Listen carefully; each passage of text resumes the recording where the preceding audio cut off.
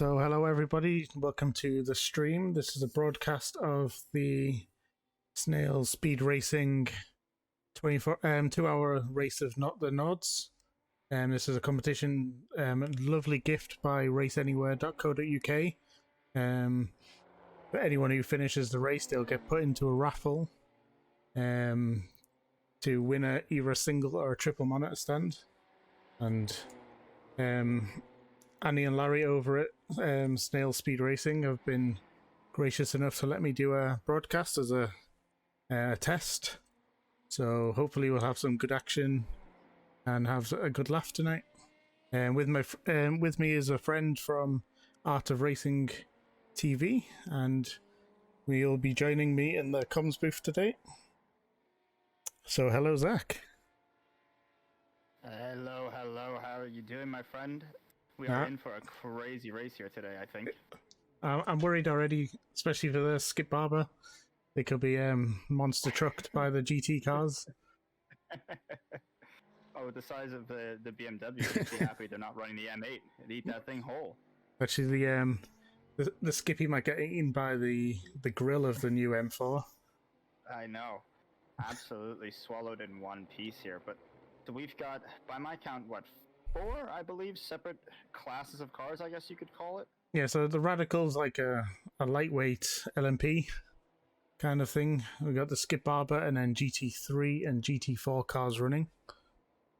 Yeah, now the Radical is going to be the really interesting one that I keep forgetting about almost, because it's not quite a full-on prototype really. It's, you know, I'd call it's still more of like a club racer. It's nowhere near on the level of like a Le Mans prototype car, but it is very much a high downforce, low weight, high power, you know, baby prototype in a sense. Yeah, it's scary to drive actually. I think the pace is around a GT3. Based on some preliminary findings, but we'll see how it unfolds when the racing starts. Well, absolutely, and I mean, again, even if they are doing similar pace, you know, ultimately at the end of the lap here, I mean, on a circuit like the Nordschlife, I mean, it's going to be a question of not so much the ultimate lap time, but where on the circuit they're making that time, as we see. One of the AlphaTauri livered BMWs not having a great time through one of their qualifying laps here. But yeah, I mean, compared to GT3s, if those Radicals can be much quicker, I think, in the corners through some of the twisty bits of the circuit, they can make for some very interesting on-track action. It's gonna be some 2-hour race for some people. Like, I'm glad I'm not on track. I can tell you that now. For some people, yes. I think that's a very, very apt statement, as we see a Radical trying to monster his way past the Skip Barber there in a beautiful Castro livery. The people who decided to drive a Skippy are some of the best drivers from Snail Sim Racing. Some of the coaches over there, and they are alien quick. And some of the most filled with self-loathing, it would appear. I think it was kind of a bet that they would drop the Mercedes AMG if some people would come and race the Skippy. Oh my. Well, those Skip Barber guys just do seem to get themselves in everywhere, and it's going to be very interesting. I mean, you've got such a wide variety of cars here, and again, you know, just how they're going to be making up time on the circuit. You know, you've got the GT3s and the GT4s, which of course are going to be on similar performance, but slight, you know, variations in pace. But then you've got, as we said, we've got the Radical, which might be doing similar times, but in vastly different ways, and then the Skip Barber kind of trailing behind all of them and potentially getting in the way. Yeah, like, I wouldn't drive this track alone, never mind with just different performances of cars going on around them. And the twisty section's obviously going to favour both the Skippy and the Radical, as we see a Skippy spinning off there. But we could see some good long drag stretches with GT cars, especially the new McLaren GT4, only fresh in a recent patch. See how that performs against the often overpowered Cayman, it seems, in the GT4 class. Absolutely, and like I said, the Skip Barbers are definitely going to be quick through the corners, but I still wonder. I mean, just because of how little power they ultimately have, and some of these corners come at the end of very long straights, or are very fast corners in their own right.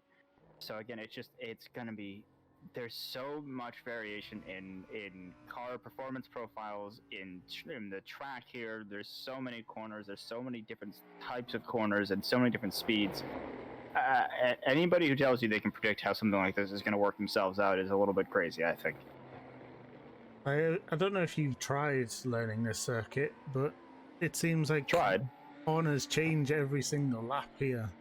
There's a reason why only a select group of racing drivers can learn this in real life, because it's just impossible to remember. I mean, that's the thing, is it is its own... It's almost, in racing at the Nordschlife is almost its own discipline entirely, and as you said, in the real world, does very much involve its own licensing system, pretty much for that reason. I mean, you know, you can be, it doesn't matter who you are, you can be a club level racer, or you can be a multi-time Grand Prix winner. It doesn't matter. You still need to go out and get a specific Nordschlife license to be able to race here during, for example, like the ADAC 24 hours, because it is just such a different beast. It is so long. It is so different to anything else that, you know, absolutely, it takes a very, very specific driver to do well here. It's kind of a wave of emotions washing over right now, because just remembering the one person that really conquered this is no longer with us after, obviously, passing away sadly a couple of weeks ago. Sabine. Very true. Like, she was the queen. This was her back garden. Obviously, a huge loss of motor racing. It really is, and one that will still be felt for quite some time, I'm certain. I mean, I'm sure we all remember her from here and from some of the other videos that she's done, and from taking a van around the Nordschleife. That's such a great video. And it really is, but the thing is, by all accounts, I mean, that's the public face, and that was the kind of the pseudo celebrity side that we all saw. But by all accounts, just, you know, for getting to know her as a person, she was just, you know, an absolutely wonderful human being, and a massive force for good in the racing world that will absolutely, as you said, be very sorely missed. Yeah, as we can see currently, with 9 minutes of qualifying to go, we've still got Mattis Martinsson leading the way in the radicals. He's doing quite well. A decent lap posted last time round of about 6:25. And interestingly, the quickest of the GT3 runners, putting in a 6:44, so a better part of 20 seconds slower than the radical, in fact. So, you know, we were saying earlier that they might be pretty equal on pace. It's looking like that may not be entirely correct. I'm kind of shocked as you are. I've not really put time into radicals as much as I have with the GT3s. It's not my wheelhouse, but I'm surprised there's that much of a gap. I really am, to be perfectly honest, because like I said, I mean, they certainly do have the power to weight ratio to beat the GT3s. There's no question there, and they're very much aero-focused machines, but they really do seem to be kind of not so much designed to meet GT3 specification, but designed for very much the same market. I believe in the real world, you know, the gentleman racer, there's somebody who has a little bit of money to buy themselves into a racing team or into a seat, and, you know, to go into it as a semi-serious hobby. I'm kind of surprised to see that there's that much of a pace difference between them here. You know, certainly through the twisty bits, you'd expect them to be pulling away, as we'd mentioned, but, you know, down these long straights here, you know, you would think that the higher top speed of the GT3 machinery would be able to carry them through. Although, saying that, I have to kind of wonder, actually, if they do have an advantage in top speed. I'm not sure where that data is at the moment, but we can certainly have a look at what their top speeds are. That's exactly what I'm looking at here. I'm seeing, okay, so it looks like we do actually have Tobias Sek, who's currently sitting in P2, coming back out onto the track for, well, I'm not certain he's going to be able to get another lap in, frankly, but We're looking and seeing about 266, 267, about 270 kilometers an hour is the highest that I'm seeing from the GT3. So I'm just kind of keeping an eye on Tobias there and see what kind of a top speed we can get from him. Unfortunately, I'm not sure exactly where he is on the track, and it's going to be a little while before he can work his way up to a long straight like that. But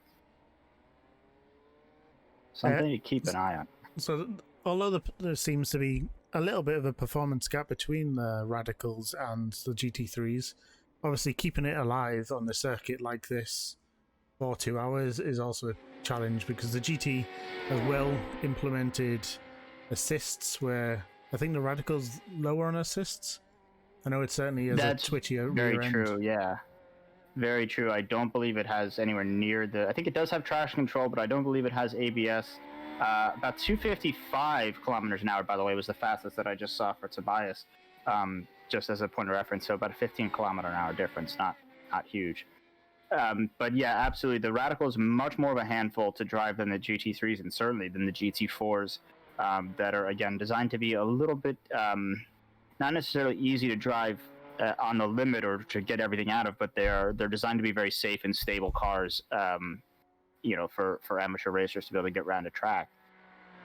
But it's something that we say in any of these longer format races.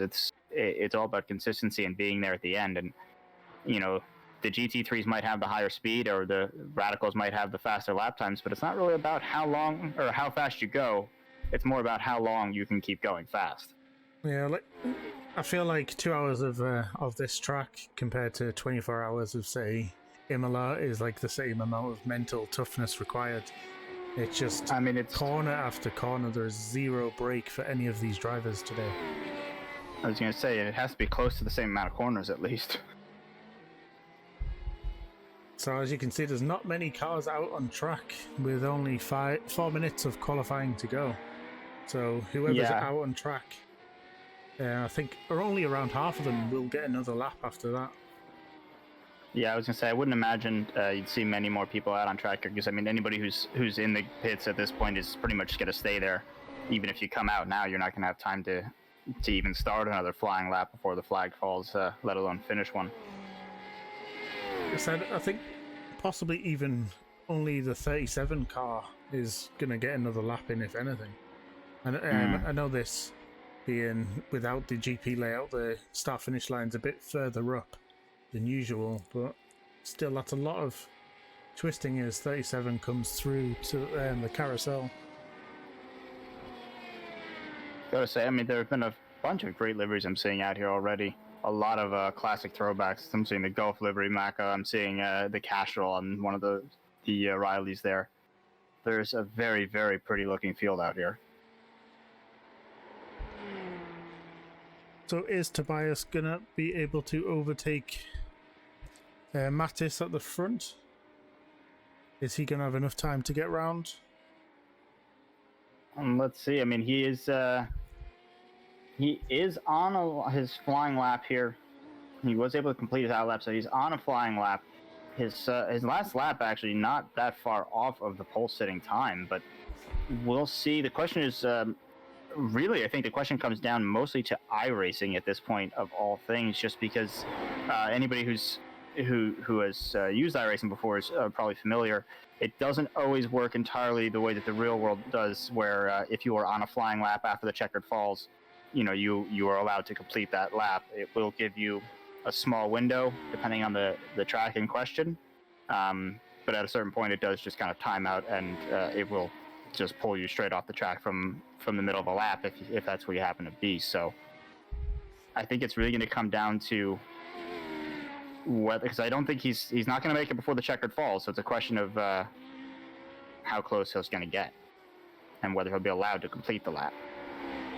It's quite funny. I'm just looking at the track map now of all the cars that are on track, and it seems like they're not that far from the start line, but there's probably about 16 corners between them and that big straight.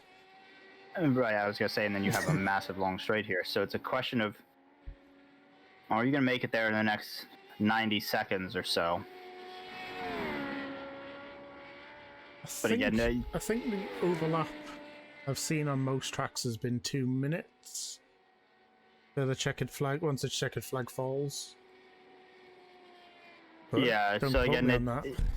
it kind of it can vary, and it just you never know. I mean, that's the thing is even if he is able to complete this in time, it's certainly he's certainly not in any rush necessarily to get there in the next 60 seconds before the checkered flag falls. There'd be no advantage to him to getting in there, even a second before. He's not going to get another flying lap at this point, no matter what. So I think these guys are most likely going to be able to complete these laps, I would say. Yeah, I think it looks like But certainly a no few more. cars have got out or had accidents on the way, so these final cars should finish. I don't think the 35 or the 31 car will get anywhere near finishing the lap. No, But the 5 and the doubt 28 will. I don't think Tobias is going to go faster if he hasn't already passed the start-finish line, which I think he has. No, I mean it's not looking like he hasn't really been able to improve anything on any of his own sectors so far this lap. So, not necessarily looking like he's going to be able to get. He's just diving straight into the pits. It looks like. Indeed, aborts the lap before he even comes to the start finish. Just not going to get there. We do have the number 28 of Henrik Moller coming in, though, who has been able to improve his own personal time in a bunch of sectors. So we'll see if he's able to lift himself up a few spots. See, I know Henrik quite well, known as the Steamroller over on Twitch. Just take a look, see for the 28 car. He is in a Riley as well. But it doesn't look like he was able to actually set a time yet. Or at least I'm not seeing a valid time set. On track. It looks like he's given up. Unfortunately, so he will be starting from the back of the field, it looks like. Rather large field we've got here today. I mean, we've got 20, 30, almost 40 entries here. Yeah, it looks like it. There's 27 that have registered a lap, and then there's... Yeah, I was just trying to count. Maybe another 11, so 38 cars it looks like. Right. Not a bad turnout at all here. No. So many people, obviously, sim racing's became quite a point in the pandemic this year. And then getting all that equipment together can really cost time. So if you can have a chance of winning a triple or a single monitor stand, and you also get to have fun on the Nordschlife, then why wouldn't you take part? Yeah, absolutely. Absolutely. I mean, that's the thing. So let's take a look-see here as we're finishing up the qualifying session here. It looks like we do still have cars out on track, but again, doubtful that they'll be allowed to come in to complete this lap here as we wait to determine the final starting grid. I think what we see is probably what we're going to get at the moment. I can't see anything changing, if I'm honest.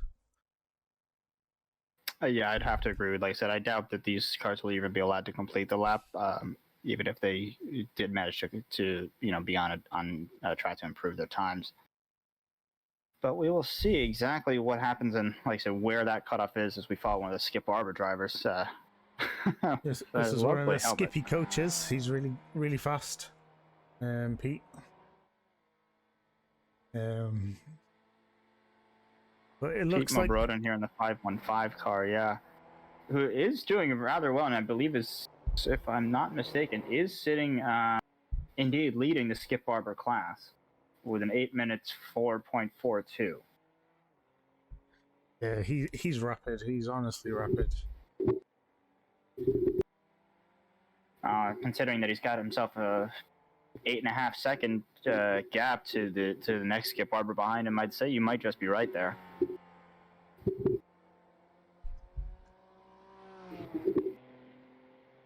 But at least we know the Radical class has confirmed, and it's Martison on pole for them.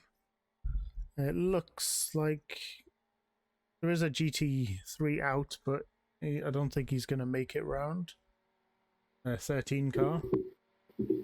No, and I just realized I think I mentioned it as the Riley before, which is a completely different prototype. In fact, the Radical and the Riley, two separate cars, but quite easy to confuse, in fact, as it turns out. I don't know if it was some weird So change name. my apologies where for that. iRacing hasn't updated in game. No. The Riley does make their own prototypes, and I believe they made a Daytona prototype as well. Maybe I might be mistaken on that. But no, it is not the same as a Radical. That's just me making a mistake, and I do apologize. So you got a wonderful shot here of Pete just sliding that Skip Barber car around. If it's not sliding, it's not winning. That is the Skip Barber way. Absolutely, they are very much fans of the four-wheel drift, and really, again, absolutely needed to be with the with the greater slip angle on the tires that they use and the relative lack of downforce on it. It very much is a keep it slightly sideways sort of car to keep the speed up. So, if you're a betting man, how many collisions on the first few turns do you reckon there should be? Oh, well, let's see. We've got 38 cars. We'll go over the first 5 turns, so we'll do the math. About 7,006. That sounds a bit conservative, if I'm honest. Well, but you said that some of these are very high talented drivers, so I like to back it down, and I figured I'd give them credit for that. Yeah. Like, I don't want to say anyone's not a talented driver on the circuit, but I know some of them specifically, and it is great. There's quite a lot of high licenses here on the circuit, including some 6,000 plus drivers. It seems like in Pete Mulbroden here that we're following around. Who it looks like actually they might. I think there is a longer extension time allowed here on. It does vary a little bit with circuit length, but it does seem like they might have adjusted it to actually allow completion of a lap around the Nordschlife, but that was not always the case. I can't say I've ever done Nordschleife in competitive, so I don't know how long it gives you for this specific track, but most is about, I think it's a lap plus like plus 50% on some tracks you get. So we'll see if they're able to complete anything extra here.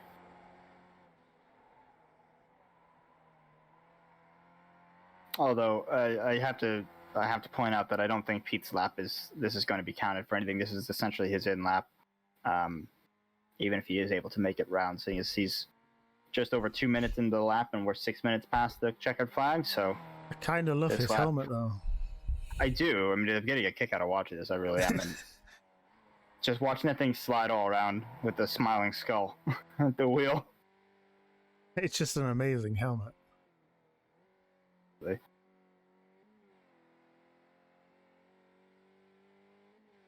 A rather clean liveried car. Simple, but I like it. I think he's a driver that just lets his driving do the talking. He doesn't need fancy liveries to distract the opposition. It does have a face, and a grumpy face on it, actually. It looks like 2 eyes just in front of the wheels. Oh, so it does. It's like it's yes, very subtle. I wasn't sure what that was. It very, is, very yeah, subtle. And it must be on the other side as well, I think.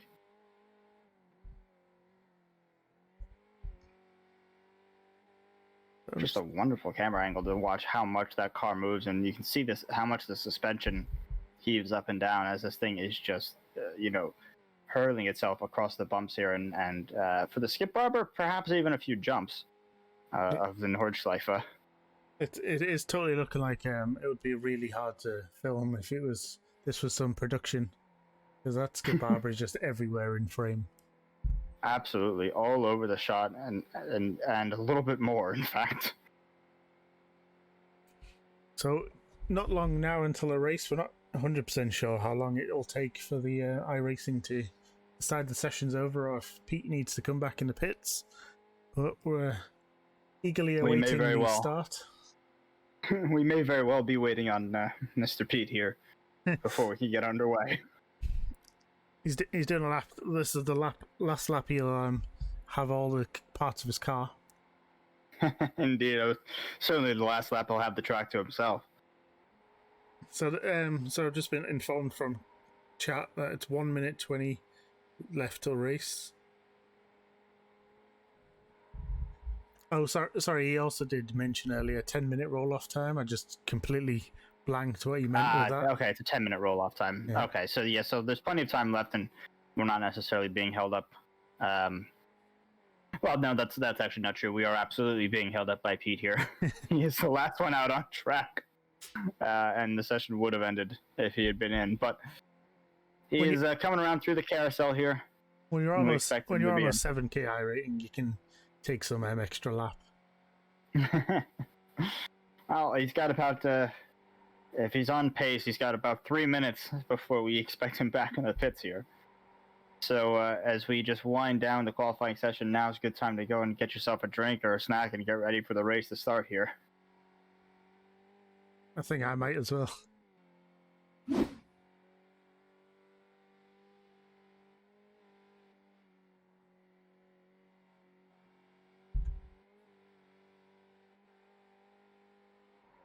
So here we go. We'll watch some chopper footage. It's not as high as I thought it was going to be, but just some beautiful shots of the surroundings. And it looks like Pete went back to the pits.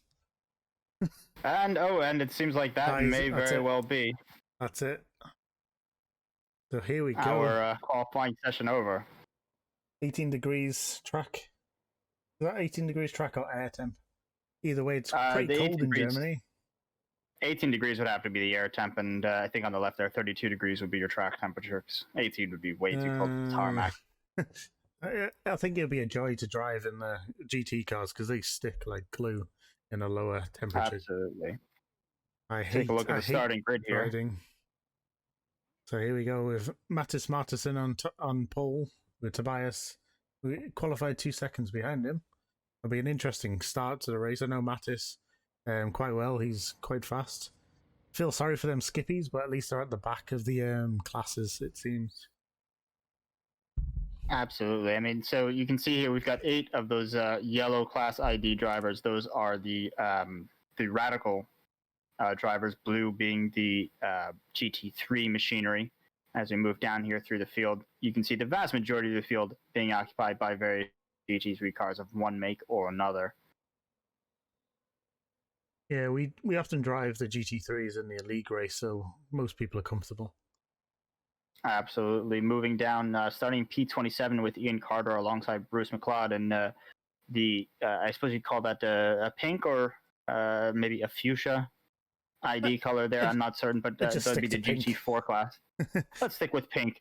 We've got 6 of them running the GT4, split between the BMW, is it? Yeah, the BMW, the McLaren, and the Porsche Cayman 718.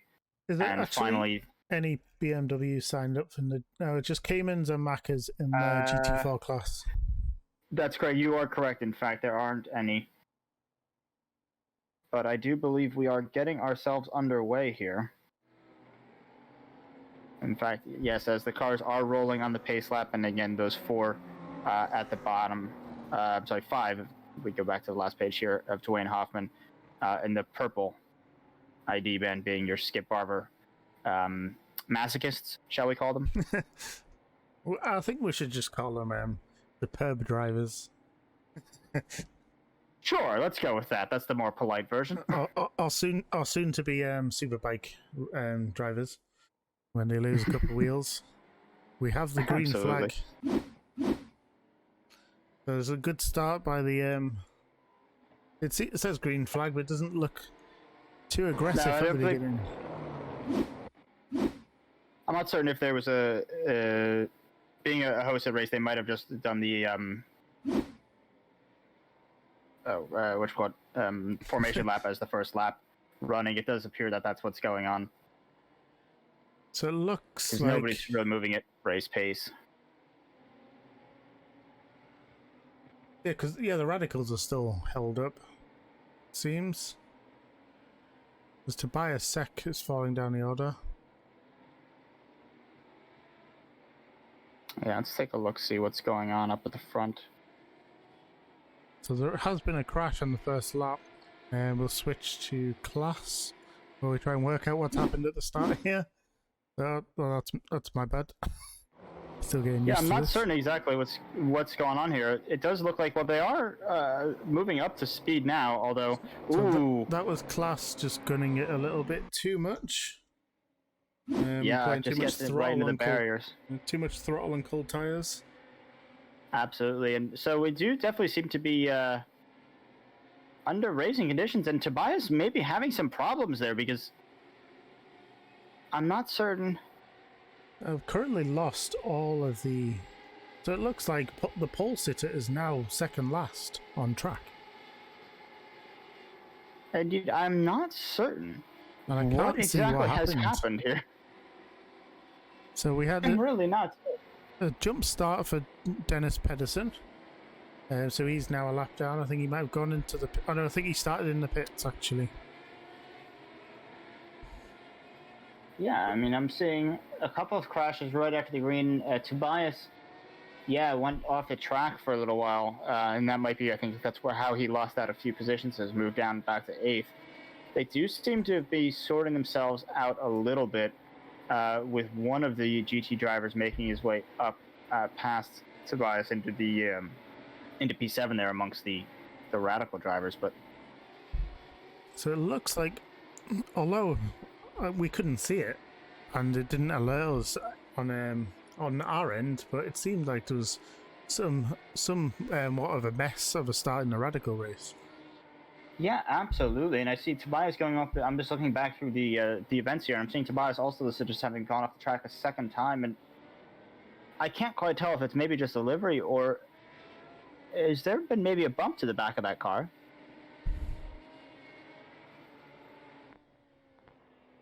No, there's definitely been a shunt to Tobias' There car. has, absolutely. So I'm not certain exactly what's going on there, but clearly something has gone amiss there. The wing is bent, the rear bodywork is bent up. Somebody has come in there a little bit too hard, and I'm wondering if that might be how we got him off the track.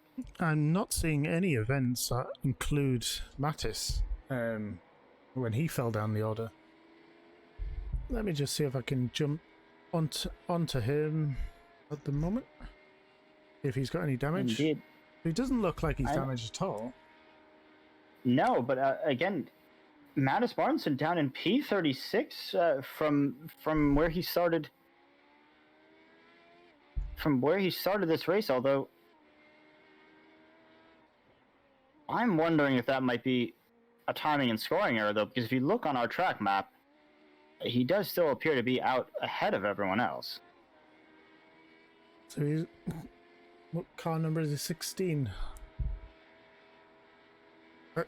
On the Nords, this timing map is just far too close. You can't see any overlapping, but Mads Martinsen is car number 16 down in 35th. But it does look like he is first but last. So apparently he's pulling the Ricky Bobby strat. He is indeed. It's really confusing. It really very is here. Let me see if we could figure out exactly what's going on here with the timing map, but it very much seems like he is being displayed. See if we can switch around. Yeah, just checking. That is by car number not positioned here, but it's showing car 16 out in front of the pack there. And I'm wondering...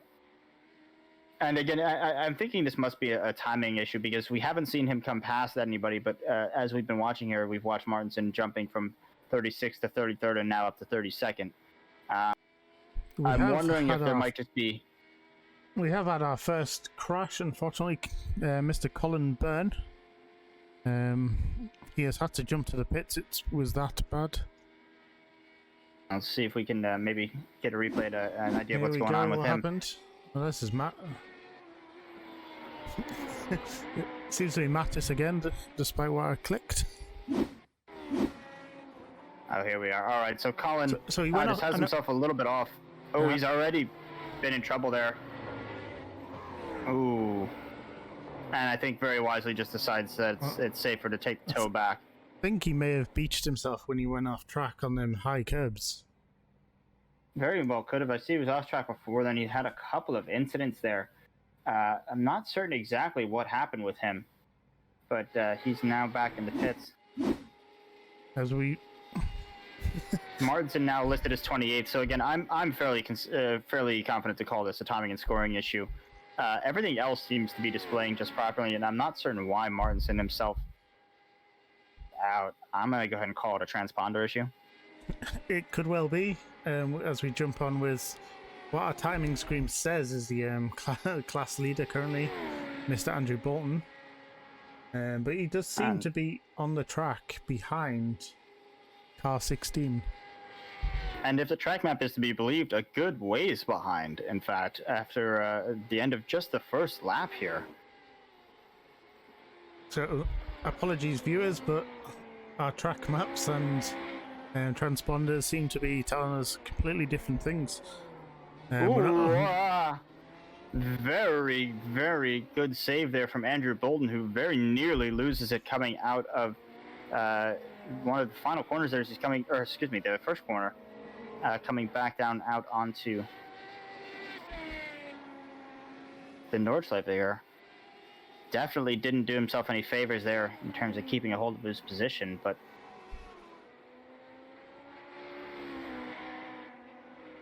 see if we can see what happened as he went off track there. I was looking at the timing screens. So I think this might have actually been earlier in the lap, not the final corner that you saw. But yeah, he's been a little bit twitchy on this current lap. Need to keep it together if he wants to stay competitive. absolutely. I mean, those are the little things that will just absolutely cost you over the course of even a sprint race. But if you're going to be, doing this for 2 hours here, those are the kind of things that you absolutely cannot afford to be. Those are the mistakes you cannot afford to be making, and certainly not this early on. So what we'll do, we'll jump on board with the GT3 class leader currently, Mr. Zef Kozmans. He looks nice and comfortable as he approaches a radical. Now we'll really see where the overtaking can happen against the radicals, or if the radicals are just too planted in these tight sections of the Nordschleife. Absolutely. See what we can do here. See what a GT3 can do up against a radical, and just exactly how quickly. Like I said, I think on the straightaway sections, on the higher speed sections, there really I don't think it's going to be that much of a concern. Particularly down the final straight there, I don't think it'd be that difficult for the GTs to be able to just power by the lighter weight radicals. But as you can see through these twisty bits, it really doesn't seem to phase them at all to stay away or to stay ahead of GT3s. Yeah, you look like you're like speaking some truth there, because the gap opened up a little bit when it was more open, but as soon as the twisty bit came back, the gap looked like it shortened again. Yeah, I mean, it really is an interesting, a much closer and a much more interesting matchup than I initially would have expected, to be perfectly honest. I really did not expect the radicals to even be, frankly, when I was getting ready for this event, I wasn't expecting the radicals to even be close to the pace of the GT3s. I firmly expected that the GT3s would be the king of the hill here today, and the radicals to maybe slide in somewhere around the GT4s or maybe even a little bit slower, just based on their power level. But they really, especially through the middle sector of this track, they really do seem to just fly through those twisty mountain sections. So what we'll do now is go on board with this organizer here, Mrs. Annie Rabbit, sorry. She's currently, I think, P3 in class, driving strong, keeping it nice and planted on the track through these twistier corners. I know I've driven GT4s a few times, but I could never get control of them. It just felt too much as like a lead weighted boat. I have to agree with you. I mean, I'm kind of the same way, but that's kind of just a personal thing for me. I come from racing prototypes and open wheelers, and that's very much, the career trajectory that I've always taken. And so anything, pretty much anything with a roof, frankly, at this point, it just feels, like I said, it feels leaden, it feels stiff and heavy, and it's mostly just me being used to something a little bit lighter, as you can see. A nice overtake that really. there. very clean pass there, and there being clearly illustrated the difference between GT3 and GT4 machinery. That BMW, of course, GT3 versus Annie's McLaren GT4, and you can really tell Such a gap has what opened up difference. already. Absolutely, there's a big difference in the specifications that both of those classes run to. Given that basically that BMW essentially runs in both classes, or is capable of running as a GT3. There is a GT3 spec version of it, but all these basically based on very similar road going platforms, and you can just see the difference that the different class specifications do make in the allowed power and the aerodynamic downforce that's generated from each of these cars. So I think what we'll do now, it looks like Pete is actually a lap down according to my timing screen. I don't know what happened to him at the start. He obviously was really quick in qualifying. Absolutely. I mean, I'm seeing that he's completed. The funny thing is, the timing screen I'm looking at is apparently a little bit off as well, because I'm showing him as the current race leader in the Skip Barber. No, my timing screen is showing us Anders Nielsen. Let me just look at Pete. Pete, that doesn't seem entirely accurate to me, I will admit. But there's something wonky going on with the timing here, because he's currently at the top of my sheet with a total of 32 positions gained and 2 full laps completed. But I do believe he is not currently running, as we don't see him out on track. Yeah, it wouldn't let me switch the camera to him. Maybe he's had to have an early retirement. It does seem that way, which is very unfortunate. Again, we were quite looking forward to that speed that he was bringing to the table and seeing how he'd be able to carve through some of the faster classes. I mean, just looking at the timesheets here, his 8 minutes 4 seconds was Pete's qualifying time in that Skip Barber, which is actually faster than some of the laps that some of the GT4 machinery is putting in right now. Wouldn't that have been interesting to see on track? Like you'd love to see well, you'd hate it as a driver to see a Skip Barber just flying past you on a straight or a corner, but see, when you're talented, you're talented. Oh, absolutely. The funny thing is, I've been wondering, would you actually see it? In some of these GT3 cars or GT4 cars in some of these corners, would you actually see a Skip Barber that low to the ground coming right past you? I would, because I pretend my driver's a giant so I can see over the hood. I see. Well, for the rest of us who obey the laws of physics. Well, it's roughly where it puts me when I'm in VR mode too. You can probably just see the back. The rear wing is probably what gives it a Skip Barber away in a GT3 car. That's true. Yeah, you just see a floating wing ahead of you. You might just think it's a bit debris flying past you from a crash. Well, with these new damage models, it very well could be. You never know anymore. That is an interesting point, actually. The damage models that were introduced recently. You've been trying to update them. I do believe all of these cars should be running a new damage model, with the possible exception of the Radical. Yeah, I haven't checked on all of the patch notes. I know a lot of GT cars got some loving for the damage model. Right. The GTs almost, I believe all the GT3s almost have it at this point. I know the Skip Barber, of course, does.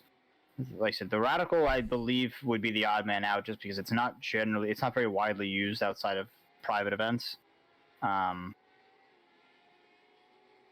yeah, like you said, I don't really recall from the patch notes. I can't really say for sure one way or the other, but if I had to guess, I'd say the Radical probably hasn't gotten the update just yet. Although I was watching some streams with Henrik and Colin, and they said something seems different with the Radical these days. It seems like it's almost a little bit more fragile. Like little clips on the wall can give you 20-minute repairs at the moment. I don't know if they changed something or something's just gone wrong when they've updated other things. Yeah, well, that's the thing is I know that they've done a bunch of tweaking to some of that stuff. I'm just not certain if it's actually gotten the new damage model with, the detachable parts and everything. So we're just watching a great little pass from one of the Radicals on a GT3 car. And again, through these twisty corners here, anywhere that isn't basically a nice straight line, it really does seem that the Radical is absolutely the king of the field here. Yeah, definitely. It's a surprise to me as much as it was to you, because I thought these were going to be pretty even on pace overall, but it just seems the Radicals lying. Well, it seems like a lot of it has to comes down to the drivers as well, though, because I'm looking at, the fastest of the Radicals are a good, 10 or more seconds ahead of the fastest of the BMWs, or excuse me, fastest of the GT3s, which happens to be a BMW. Well, here we go on board with Henrik, chasing a GT3 down. I'll have to see what we can make of this here. From what I can see, he's already made half a second since we switched to following him. Absolutely, and they've got a good long ways to go before the BMW can get to safe territory in the main straight there. So I would not be surprised to see a pass 4 position coming here in the next couple of corners. But I was just mentioning, though, that if you look at some of the slower of the Radical drivers are also doing in about the 645 range, which is just about on pace with the fastest of the GTE drivers, with Zef Kozmans there in the BMW that's ahead of Henrik. So it really, I mean, I am still astonished at frankly the capabilities of this car, but it seems like a lot of it comes down to the drivers themselves. And there are a handful here who can bring some very great speed out of this, but there are some who are much closer to the GT pace. I don't know if Henrik suffered some slipstream loss of traction there, but he seemed to go back about 0.6 of a second on the twisty bits of this circuit. Like I said, I mean, I'm really just waiting to see if he can catch it up here or not. But he does seem to be dropping back just a little bit here. But you can also see that these are the corners that are starting to widen out a little bit.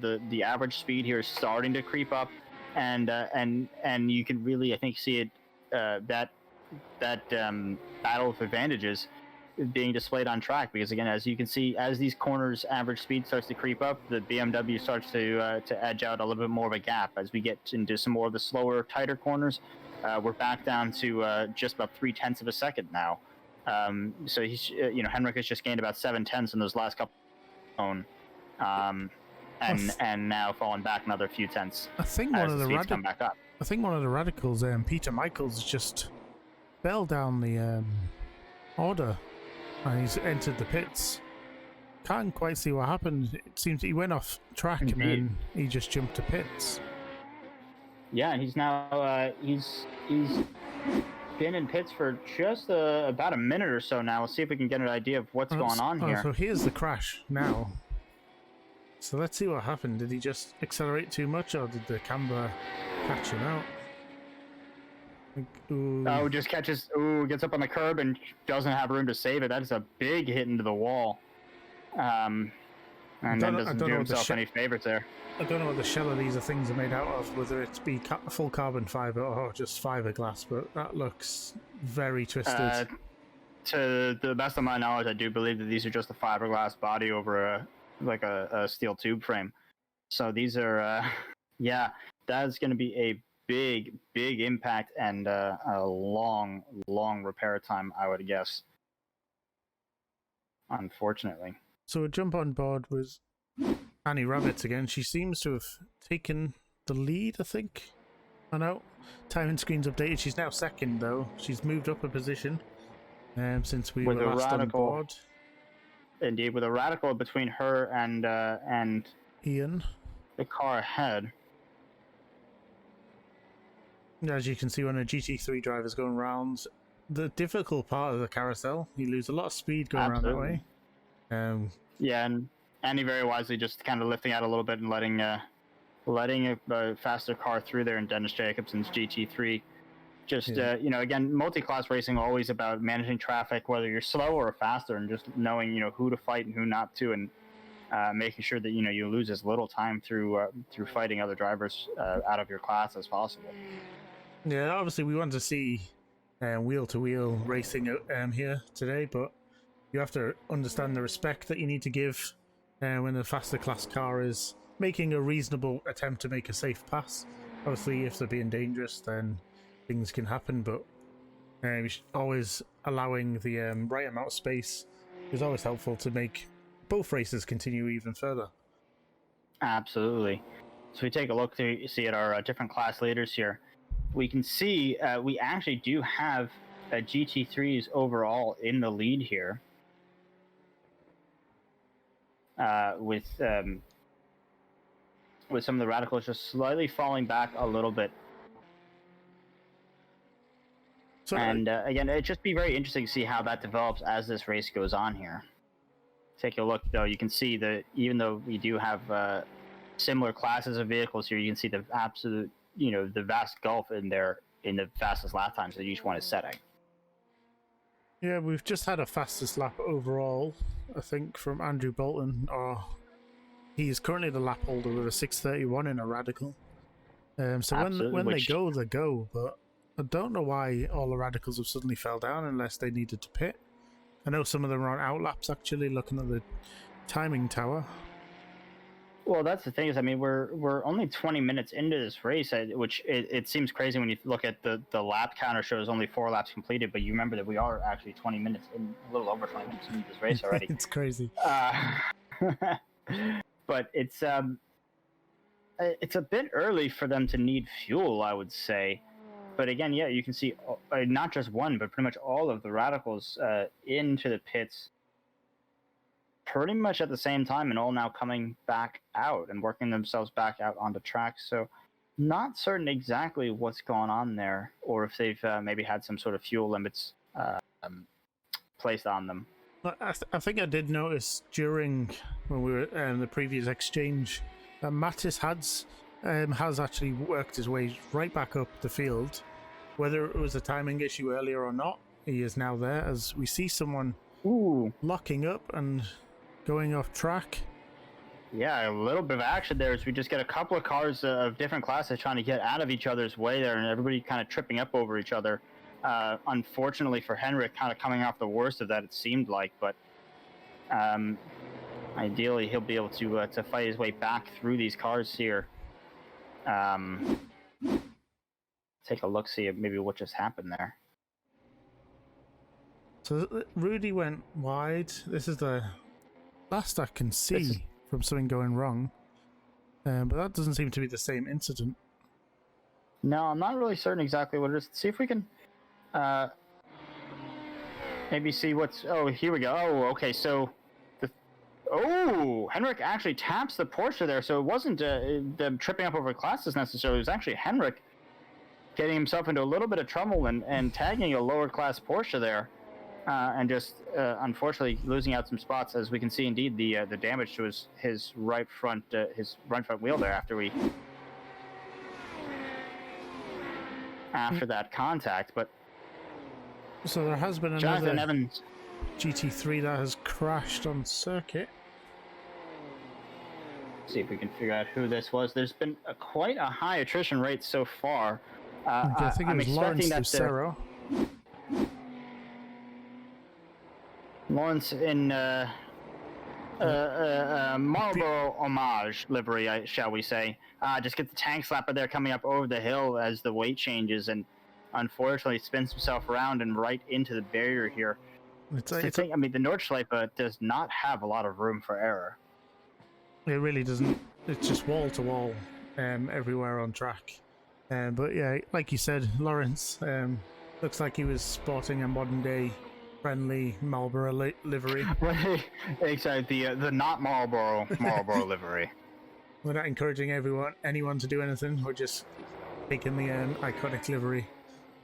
Exactly, it's a complete coincidence, and any resemblance to tobacco liveries existing or dead is purely coincidental.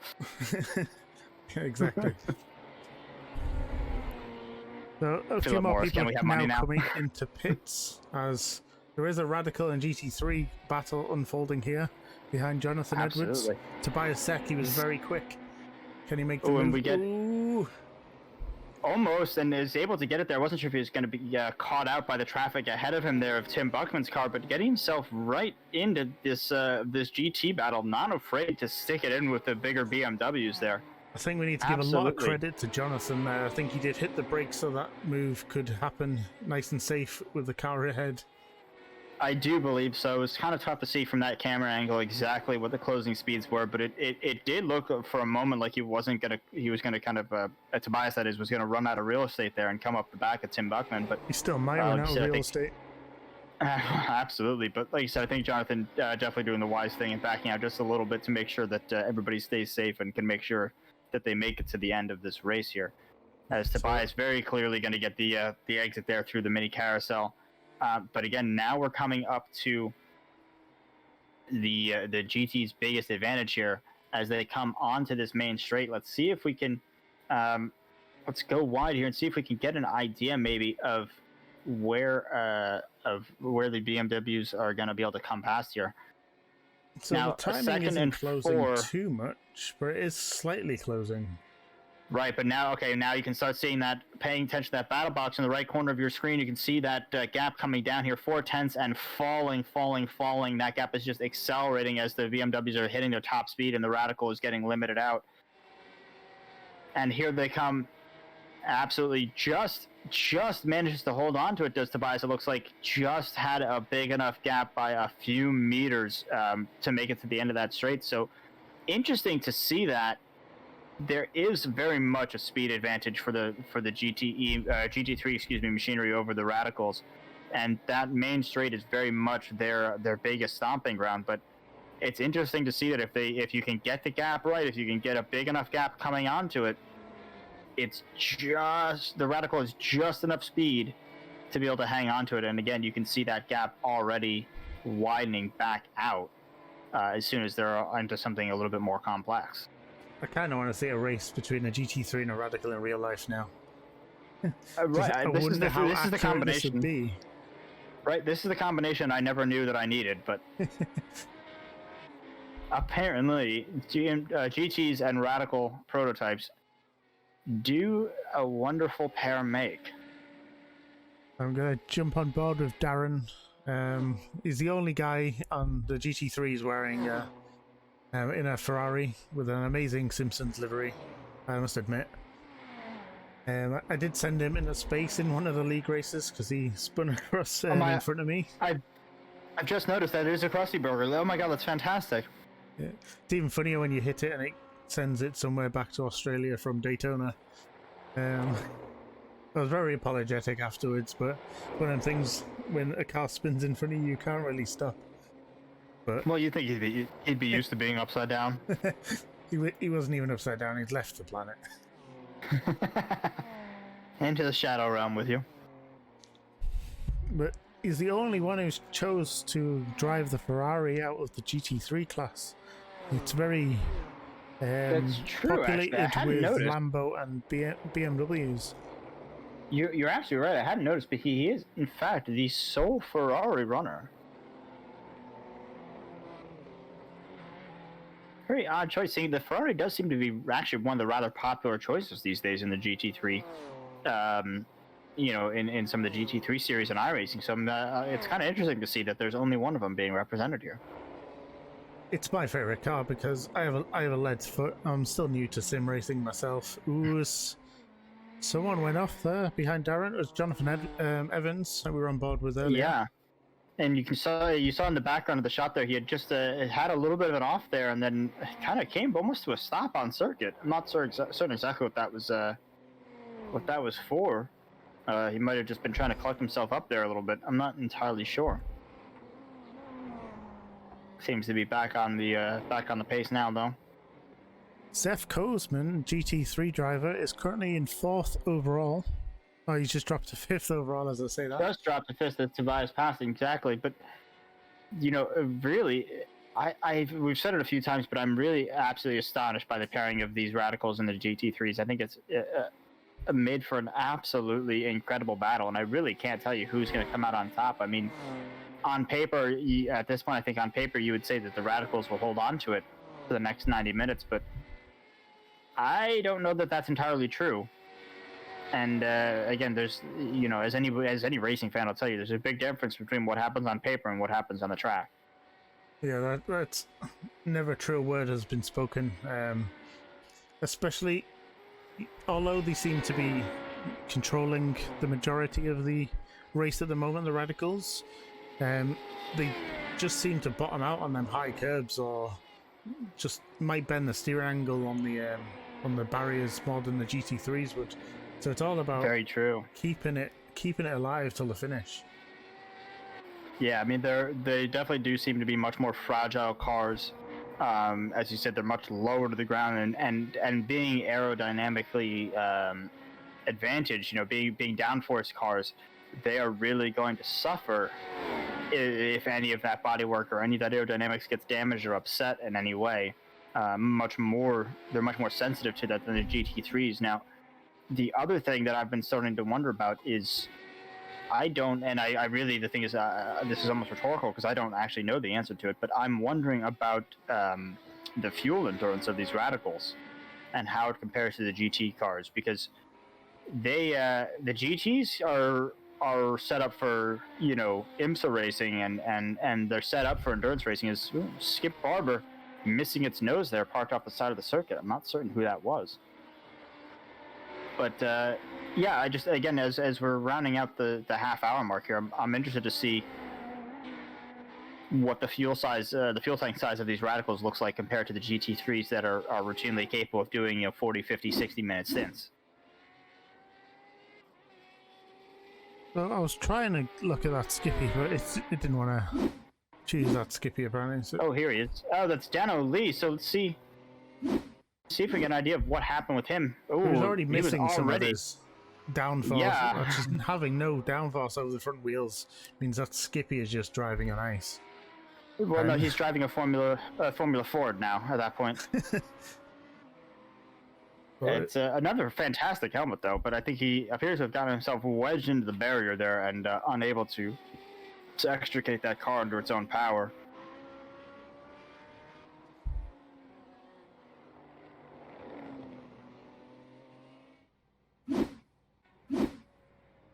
So he's back in the pits, as you can see. Andrew Bolton seems to be in the pits. He's an overall leader as well as the radical class leader, getting a pit stop in. And Dano Lee, I believe the pits is where he will remain for a good long while at this point. Yeah. Unfortunately for him. It's kind of that risk of getting in to a Skippy in a mixed series race. Certainly is. Now, interestingly enough, that see if we can get a better shot here. But interestingly enough, that we now have somebody reversing through. So that's class leader Andrew Bolton doing his own thing. Has he left the wheel while he's? Do you reckon he's left his computer while he's been refueling? Oh my God! Do you know? I think he might have. I don't really have a good way of explaining what's going on right now, viewers. I've never seen this before. I think you may very well be right that he might have stepped away from the cockpit, and as you can see, his pit box very much on an incline there. Oh my God, this is going to be You wouldn't see this in Formula One. No, you certainly would not. That is very true here, but just to get onto a more relevant point for just a moment, if you see these, this is, like I said, the half-hour mark, I think we're starting to get an answer as to what that fuel endurance is going to look like. So we haven't seen any of the GTEs coming in for regularly scheduled stops yet. Should mention, unfortunately for Mr. Bolton, though, Mattis Martinsson is now flying in first place as Andrew Bolton finally resets. Finds his pit box again, indeed, and has now exited the car. I'm not certain. That may have been unintentional walking away there. Let's see if we can get back out on track here, though, with our leaders. So this is Ian Kramer, currently second in the radical class and second overall. He's got up 2 positions since the start of this race. He's he's a while behind. Actually, I'm not being shown the gap to first place. Yeah, Martinson here. I'm not sure. I'm not seeing any gap there either. And there you go. I'm getting a 37.5 seconds or so from Mattis Martinson. back to Ariane Kremer in P2 there, and Tobias rounding out P3 for the This could podium get tasty. places. Sorry, There's to our cut you race off leader there. coming past. No. Race leader coming past some traffic here, and again, that's always the key to these multi-class battles is just how they make it through this traffic here. But interestingly, only 3 of the radicals remain ahead of the GT3 pack. Tobias Sek, who was doing very well earlier, seems to have had some kind of off. We're not sure how bad it was. Looks like he's lost the gets rear a little end. bit loose there. He Ooh, should recover from that, thankfully. Right, but again, getting up onto those, you saw that the right tire bumped that curb there, and then going up over it again as he was getting back on track. And as you mentioned, I mean, you can see the ground clearance or really lack thereof that these prototypes have to the track there. So getting up over some of those very high curves that the Nürburgring has, really, as you mentioned, can very well upset these radical cars. With the right chains, these cars would make great snowplows. Absolutely, which it's just a really great reason to invest in one. So if you're out there and you've been thinking about getting into racing but you're not sure about spending the money, or you don't think it's a worthwhile investment, sell your snowblower, pick up a radical. 2 birds, 1 stone. I mean, if you weren't sold before, you have to be now, right? Oh no, it seems like the organizer Annie Rabbits has crashed out on track. Oh it's no! Unfortunate. What has happened? Ooh, and again, just I've seen over with that Flance Garden, I think. Oof, I've seen so many videos on YouTube of this corner catching drivers out. That was unfortunate. Yeah, let's see. I wonder see if we can get that from the outside as well, because I'm wondering if she didn't just get a little bit airborne there, because you can see basically lost, was under braking, and all of a sudden was no longer. Go. Yeah, I think kind of lost the braking. There's the car got light over the crest there, loses the braking force, and wasn't quite ready for it, unfortunately. This is unfortunate. Very unfortunate. She jumped back to pits after this. Yeah, that is not going to be what you want to see in a race like this, unfortunately. And he now sitting in the pits here, and unfortunately, I'm guessing going to be under some fairly significant repairs.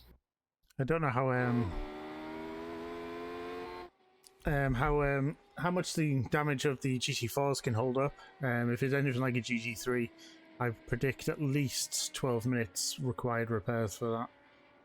I'd say so. I mean, anytime when you're wind up on your roof, you got to figure 10 minutes is a good rule of thumb. I mean, that seems like a minimum, frankly. I know at Bathurst my steering wheel was a bit dodgy. I think we were off about 15 degrees, and I rolled it on Forest Sailbow, and I fixed the steering completely. Right, obviously I rolled the car, so I had like 20 minutes of repairs, but the steering was straight, and we could continue the final 12 hours. Yeah, the steering racks are some of the worst things to break, unfortunately, because it's kind of a gamble as to whether or not you're going to be able to fix it at all. Yeah, like the biggest problem with like when you're crashing as a driver, you're instinctively trying to steer away from the barrier.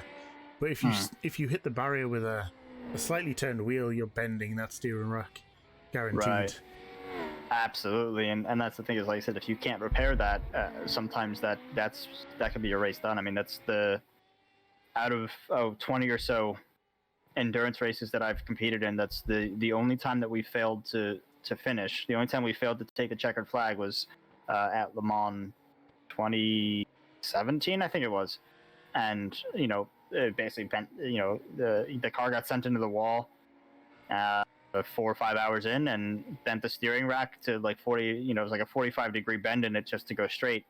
And after 30 minutes of repairs, came back out on track with the same 45-degree angle on it, and it just would not go away. We took the full repairs and it wouldn't get fixed, and that's it. That's your day done. I'm telling you, a jackknife tip for endurance racing: if your steering's bent, roll your car, it'll fix it.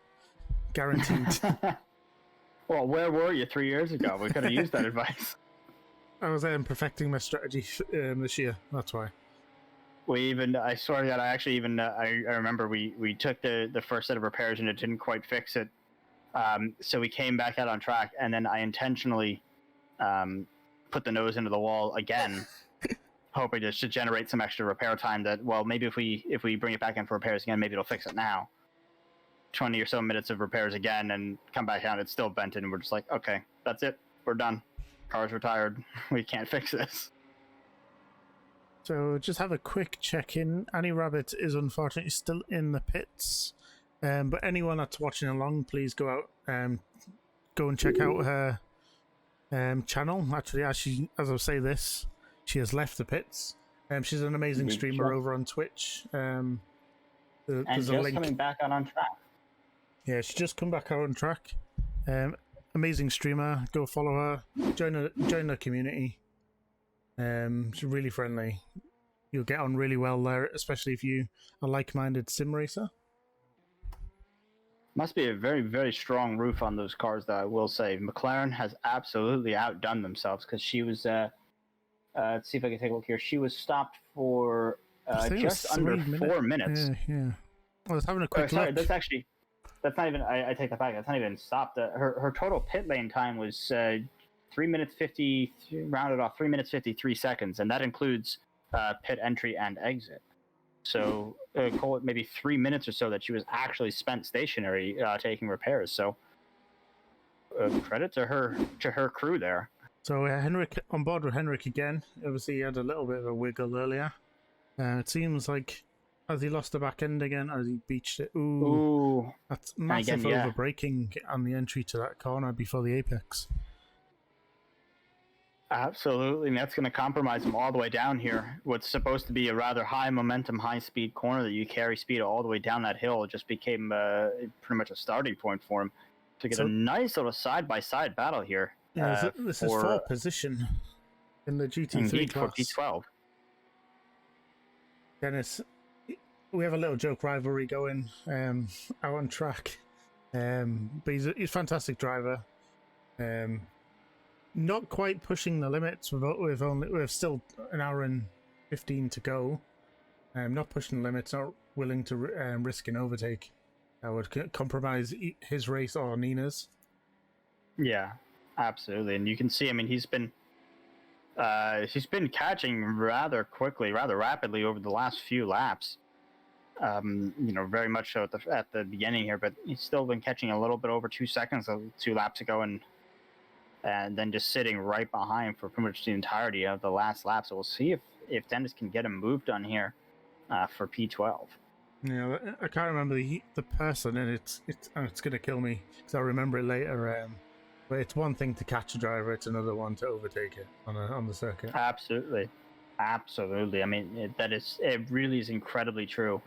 That's the key here. It's just being able to get up behind these guys is one thing, but especially on a circuit like the Nordschlife, to actually be able to get past them and to make a move stick, to really confirm a position, takes a lot of work and no small amount of talent.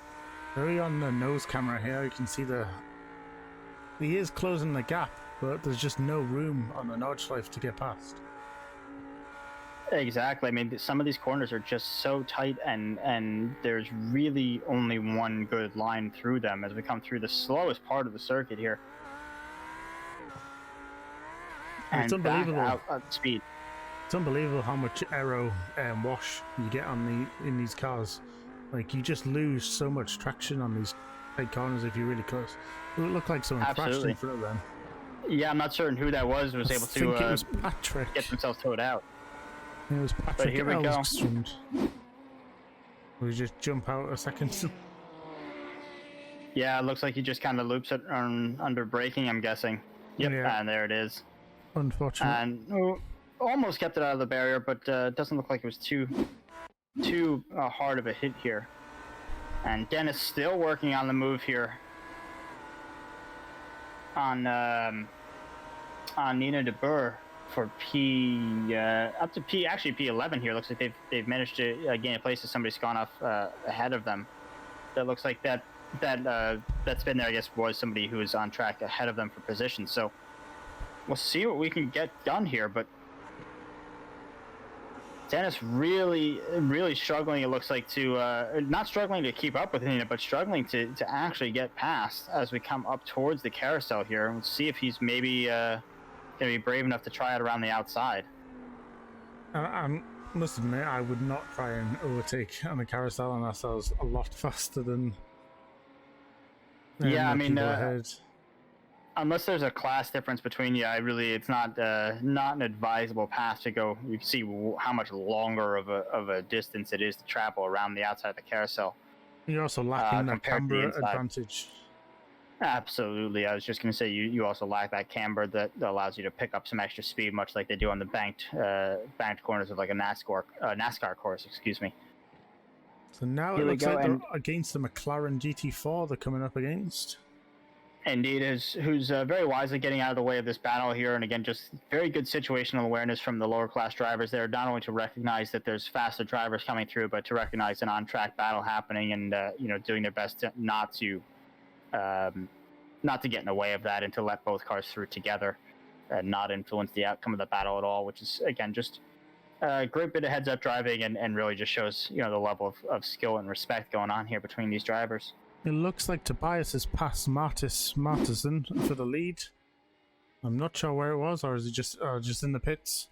It seems it looks like just coming through the pit there. So no major dive or sends, but no, nothing keep an just eye yet, on the top of that, because there's still 3 radicals at the top of the timing screen. Absolutely, who are just kind of trading back and forth amongst themselves as to who gets the top spot as they come in and out of the pits and trade off lap times here. But Dennis still closing up on Nina, but not quite getting there. Let's see though. Once we get out onto the straight here, though, as Dennis looks up the inside. Gets in. There is able to hold on, but let's see if Nina can maybe come back here through the mini carousel. And again, she is now going to get the advantage I was about to bring up. But they are coming up to the last part of the lap. They're coming on to this monster straight here, where Nina is now going to be the driver getting the tow. Although Dennis already pulling out the best part of a second gap. Clearly, you can see he was really being held up by that car ahead of him. And let's see if she's able to use that tow, to use that draft, and get right back up and maybe reclaim. Absolutely, and you can see on your screen there, Nina very, very rapidly closing that gap here. But as you said, to catches one thing and pass another, she's going to probably go to the inside here. Let's see if there's enough room. Oh, very cleanly. Wow, such a speed difference on this straight. Absolutely. I mean, you just have so long to get up to top speed there, and to have that advantage of not having to punch through that thick air ahead of you really does come into play there, and paid off in spades for Nina, who's able to hang on to P11 as they come around to complete lap 8. Can Dennis find a permanent way through before a straight? Absolutely. I mean, he's got to be kicking himself. That's a pass he's been looking to make for the better part of 2 laps now, and is finally able to get it done, only to just be walked right past.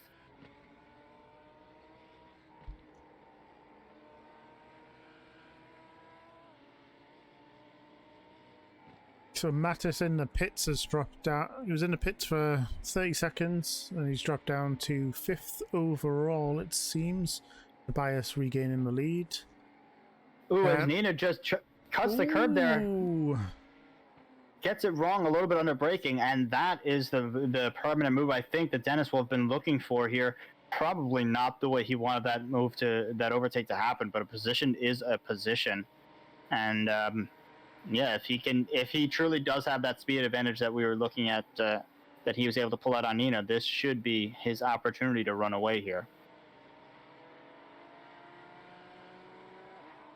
Yeah, as long as he can keep the pace up he's had the last 3 or 4 laps, then he should open up a safety gap, shall we say. But Nina's not giving up right now. She is fighting tooth and nail for this position. Yeah, I was just going to say, I mean, she is not letting him out of her sights. Nina de Burgh here for P11, or in P11, excuse me, fighting for 10th now, and again, very much wanting to stay in that top 10, and not going to let that one little mistake take the position away from her. And again, we saw it just last lap, just the fact that she's behind. I mean, if she can stay right here, presumably that'll be, she'll be able to take her position back again. Just looking at the event logs, it looks like Mr. Klaus Hartmann has crashed 2 times in very close succession. So I see here, which could be either just bouncing around the track, or hopefully not him getting hit by somebody. But let's see what's happened. Looks like he's already missing clearly the had front. I was just gonna say, clearly already had some sort of an issue there, as he's missing the front bonnet cover. But so that's just a spin. An unassisted spin there, and then okay, there's your second crash. Just drives it into the barrier. Keeping it off the racing line for people. That's nice, safe driving by Klaus. Yeah, absolutely. I mean, at least like you said, being very safe and not getting. That's the thing, is when you see two crashes like that so close together, you wonder, is it hit one side of the barrier and then bounced across the other, or did you get yourself in trouble and then get hit by somebody else? And luckily, it seems to just have been the former rather than the latter. So it looks like Pete, who we were looking at earlier, is now back on track. I don't know what happened, because his last pit was only 0.38 of a second, or was he in there that long it's become 0.38 of an hour? I'm not sure. That's a great question, actually. I'm just looking through. Yes, so Pete Broden is, in fact, being shown back out on time. I've got...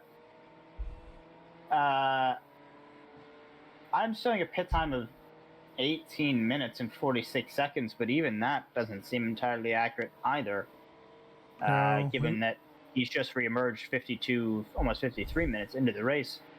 But yeah, let's see if what exactly he's doing. He's already setting an 808.89, faster than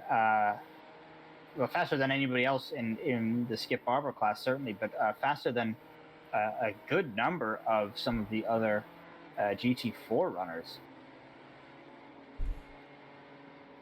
Certainly a driver to keep an eye on for the next hour and a bit.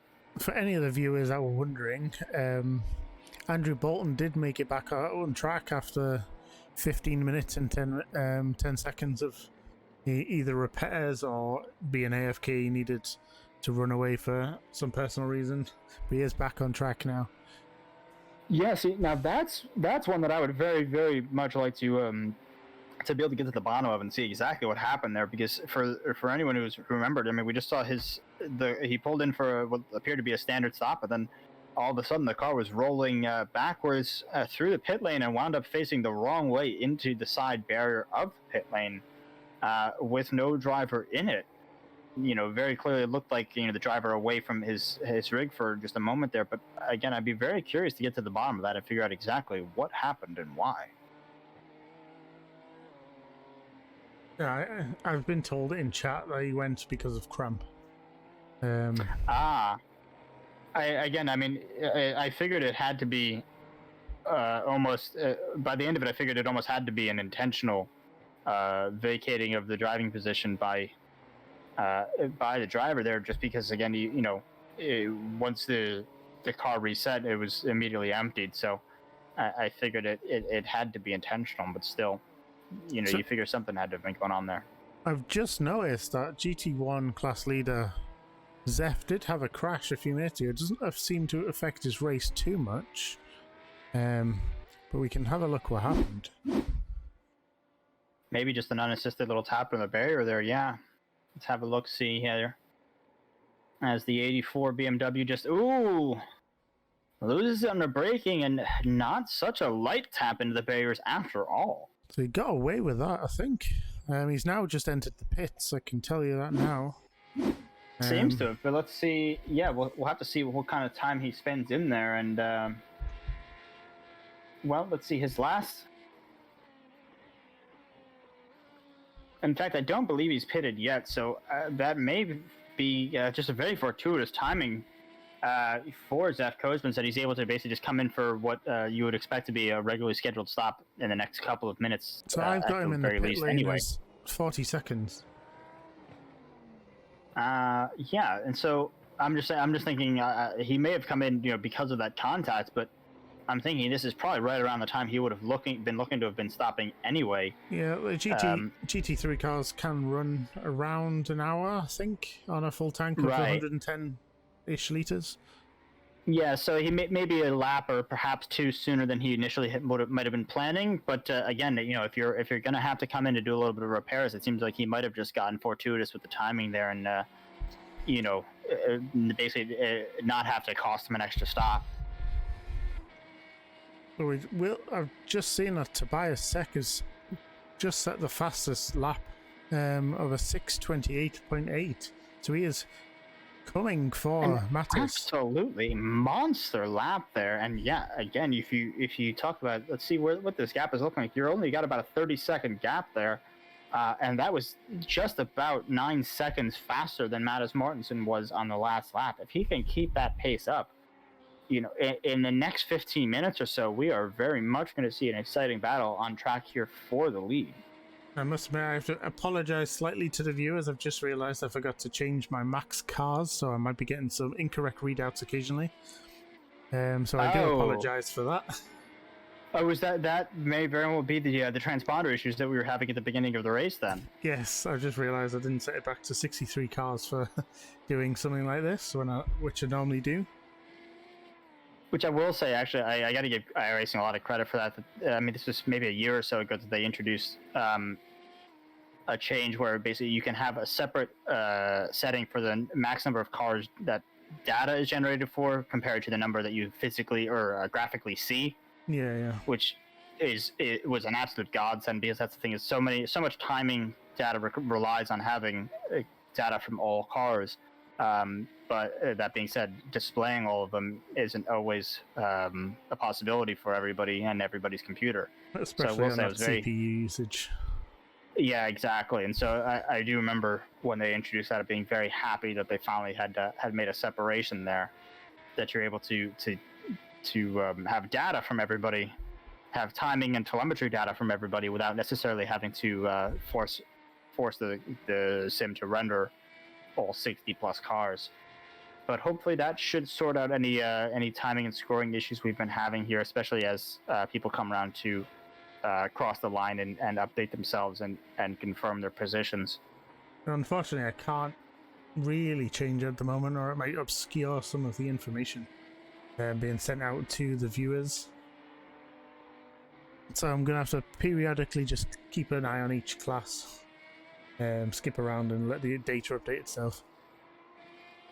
Alrighty, so that's what we'll just have to keep an eye on, and we'll try and do our best to keep you, the viewers, informed as to what's actually going on. So apologies, and do be aware that if you see some suspicious looking jumps for position, that they may not be entirely accurate all the time. I haven't seen anything too bad since the start, since they're a bit more spread out anyway now. I'm thinking that must have been what was causing our issue with Martinson, though, because again, the track map and just watching from the chopper cameras clearly showed him, well out in front of the field, but yet he was still being displayed somewhere down in 30th or so position. So I'm guessing that'll clarify why that was happening. Just a few teething problems over here. Coming around now, I mean, we are it's the thing that, I mean, mathematically there's nothing complex or astonishing about this, but it just always boggles my mind a little bit to say that we've just come around to complete lap 9 as we are about 10 seconds away from the 1 hour mark of this race. Yeah, I was joking along with my friend about doing the Nords 24 next week, and I was saying we're gonna drive for about an hour and a half. So I joked it's about 12 laps, and then we worked it out, and we worked it out. It has actually about 12 laps for an hour and a half. Yeah, I mean, you're not that far off is the thing. I mean, especially for the Nürburgring for the 24 hours when you're using the full endurance layout that also includes the Grand Prix Strecke. That's another 2 minutes or so on top of the GT lap time. So you're looking at not so much a 6:50 or 7-minute lap, but a 7:50 or excuse me, an 8:50 or a 9-minute lap time. So yeah, absolutely. Yeah, I think I was getting. So when I was collecting data off them earlier, it was about 8:33, I think, was their laps. Yeah, it sounds about right. The other thing too, you'd have to keep in mind for a 24-hour race here at Nürburgring, that a 2-hour race simply, and thankfully for a lot of these drivers, I think, doesn't include. is darkness. It's the reason I chose not to drive. So they've recruited me instead because they want me involved as a team manager. But yeah, I'm not looking forward to the darkness for the team. I'm telling you now. No, I mean to do a race like this is one thing, even when it's brightly lit like this and you can see where you're going. But to imagine doing this course and going through these corners in the pitch black, and for the eagle-eyed viewers amongst you, you will notice a significant lack of circuit lighting here at the Nordschleife. The Grand Prix track, the Grand Prix circuit itself is rather better lit, of course, but that's only a very small percentage of the full endurance layout, and B, of course, not at all part of the Industriefahrten layout that we are using here today. Yeah, just going back to when we mentioned Sabine earlier in the thing, when we were saying it was her backyard, we mean it because there's an actual village in the middle of this ring where people live. Absolutely, which it really does just kind of defy expectations almost, just quite how large this circuit actually is. And again, it's things like that when you realize that it's not just about the number of corners, it's not just about the overall length of the circuit, but you realize just the amount of square miles, like the actual area that this complex takes up, that you absolutely, as you said, you have a full town, a mountain, and a castle that all live in the center of it. I'm quite disappointed the podium isn't in the castle, if I'm honest. They should. That'd be a way to win the 24-hour and then get a trophy in the castle. Well, yeah, but then you got to schlep all the way up there.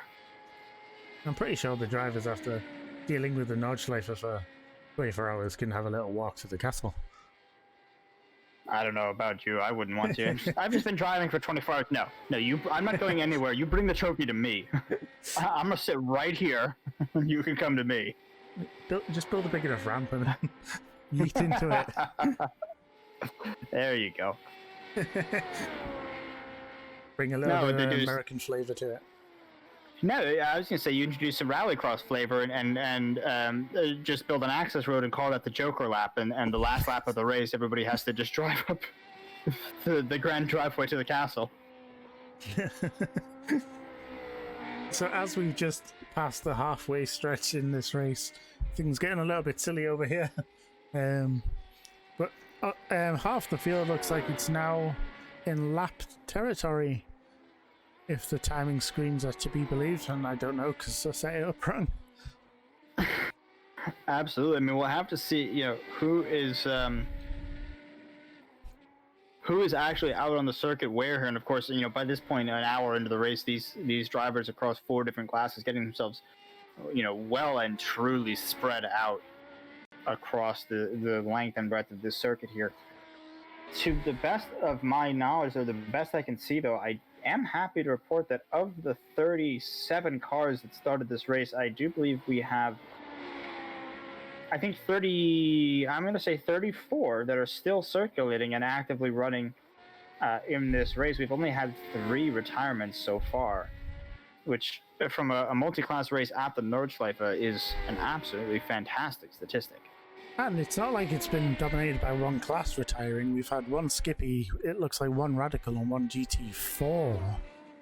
Indeed, absolutely. It's very well split out, although I will mention there are another 3 cars, 2 BMW GT3s, as well as Andrew Bolton's Radical, as we've been mentioning, that are still sat in the pits undergoing some rather lengthy repairs of up to 20 minutes, actually, for Patrick Elkstrand in the number 17 BMW, who is now on an outlap and exiting, well, he's not quite exiting the pits, but there he goes, just leaving the pits after 20 minutes stationary. Quite a major repair going on there. As we can see, some of the GT3s here are getting very close. The track map just populated over on my side. I can see a lot more people now. Indeed. I mean, I think it's at this point it's just going to show the 20 or 30 or whoever is closest to the selected driver. So we're going to, unfortunately, you can see the track map just populating and switching halves almost. As you can see here, we have Simon Reed chasing down Jonathan Evans, Hey, look, my timing screen just said he swapped positions. I didn't Indeed, see we just that. come past. I think he's that might have been Oh. Jonathan Evans who had just spun off right in front of him there. Yeah, he did. In front of this. Let's see exactly what that was. Yeah, just got himself up on the curb and little tank slapper, and the wall is there to stop it.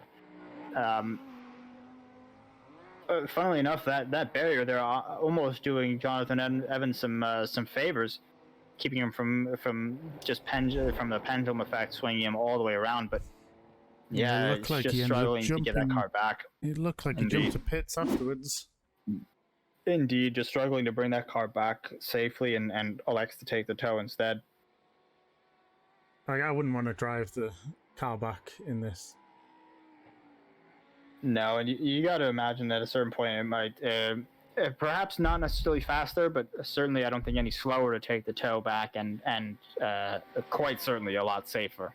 Just jump back onto Jonathan again. Look, let's see the damage that actually came off on the car, because it already looks like his right rear is bent in. Ooh, yeah, and you can just see sliding there. And somebody doing a great job of avoiding and hopefully not getting themselves into trouble there. So he has got a lot of damage in that car. Yeah, and again, I think at that point, just doing the smart thing and electing to take the tow back. Ooh. Seems my screen's froze.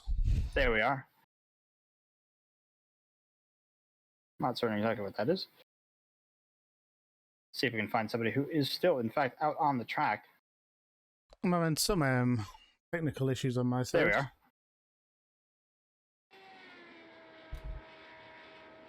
Hopefully it'll resolve soon. There we are. Tobias coming.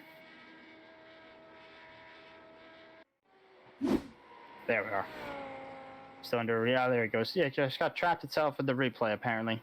Yeah. Which, let's be honest. You know, we can't blame the software for that. There's all moments where we'd like to live in the past, and you know.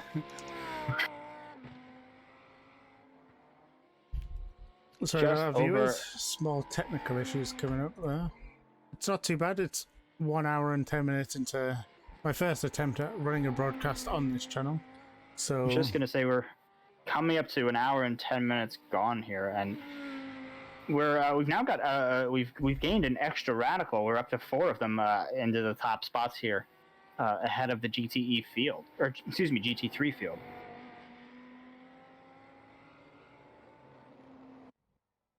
So I'm currently not seeing any more retirements as of yet. There's Tobias, he's been running quite consistent. Yeah, no, I don't see any more retirements. I don't see. There's still 2 of the cars that were still that have been sat in the pits for a while are still there. There's still actually quite a number of cars. 2, 4. Yeah, we got 9 cars, I believe. 9 cars sitting in the pits undergoing major repairs right now, but the rest still circulating. I just saw Zeph is in the pits. He's been in the pits a while. Indeed. It looks like he might be in my stream chat, and he said he's unfortunately crashed. Yeah, he's just passing the 6 minutes stationary mark, and came in on lap 9. It looks like. So yeah, he's been there for quite some time, unfortunately. Annie Rabbit's back out on track though, and performing strongly after her barrel roll that she performed earlier. Yeah, she currently looks like she's running P15 overall and 2nd in class. So fantastic recovery. Indeed. After that horrible roll. Just looking. Yeah, I'm not seeing any GT4s ahead of Ian Carter ahead of her. So it's 2 BMWs separated by actually, funnily enough, separated by the stationary BMW of Zeph Kozman's in the pits right now, as far as overall position. But there's just about a 3.5 minute gap between the 2 of them from Annie ahead to Ian Carter. So just shy of about half a lap or so separating the 2 of them right now. I remember last season's race. Me and Annie were about even, and she's really upped her game this season. Fantastically fast. Like, she's found so much pace, I can't keep up. I had to find a new benchmark to try and beat every week, because it's no longer Annie. She's just too quick. Yeah, no, I mean, I'll take a looking through the timing here too. I mean, she's her last lap was a 7:39, which is just not that much slower, about 5 seconds slower than her best in the session of a 7:34. Which I will point out too, for anybody who's again not familiar with the Nordschlife, but 5 seconds does seem like quite a large amount of time, or quite a big gap between a current and a best lap. But you have to remember that's across an 8-minute lap. Compared to your average, 100-second road course, you basically have to multiply by 4 or so.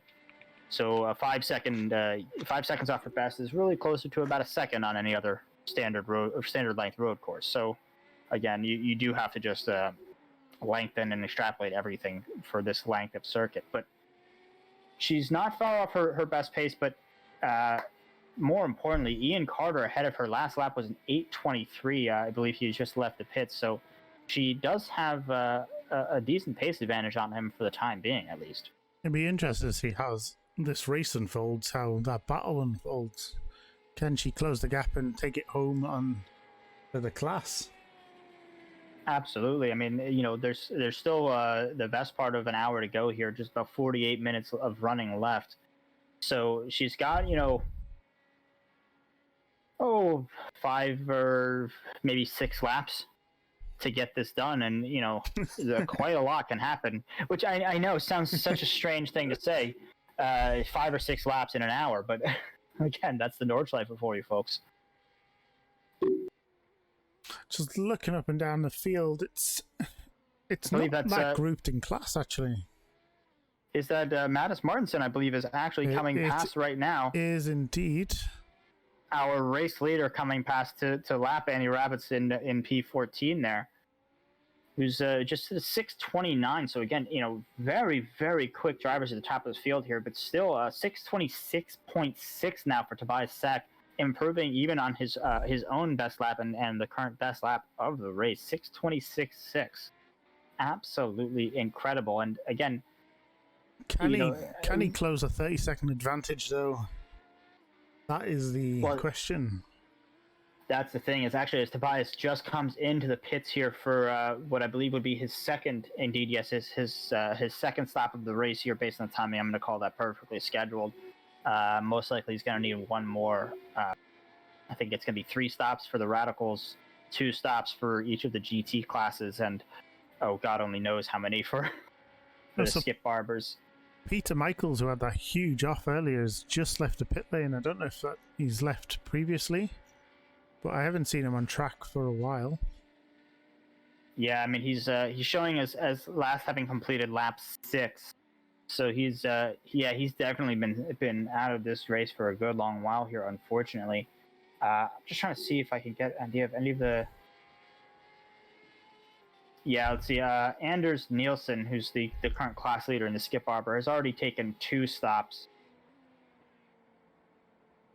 And last pitted on lap 7, so I'm thinking probably 4 or 5. It's going to look like for the Skip Arbors. They very, very obviously not being designed for this sort of this length of race. Although he's using some weight-saving techniques. I would say so.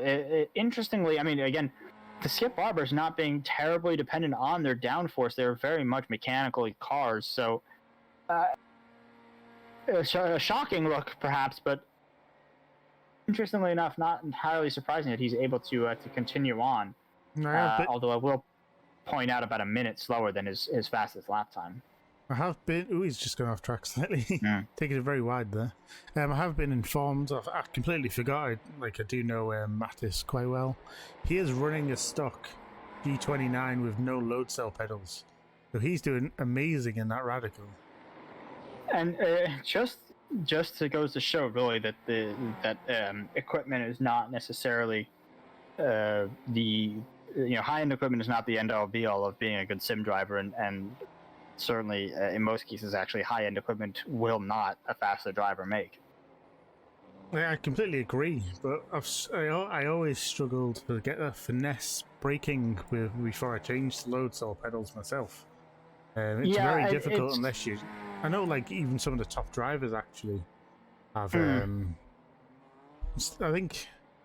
Even old G25s. I think Max Benecker has been known to set some fast laps of the G29 or the 920. Yeah, absolutely. I mean, I will say that's better gear usually does not offer much improvement in terms of actual driving ability or lap time. The one exception I've usually said is upgrading to a load cell brake from a potentiometer based brake pedal, just because it's much easier to modulate the amount of force that you're putting out rather than the actual distance of the pedal travel. Yeah, it's a lot easier to muscle memory that your thigh rather than the ankle bend.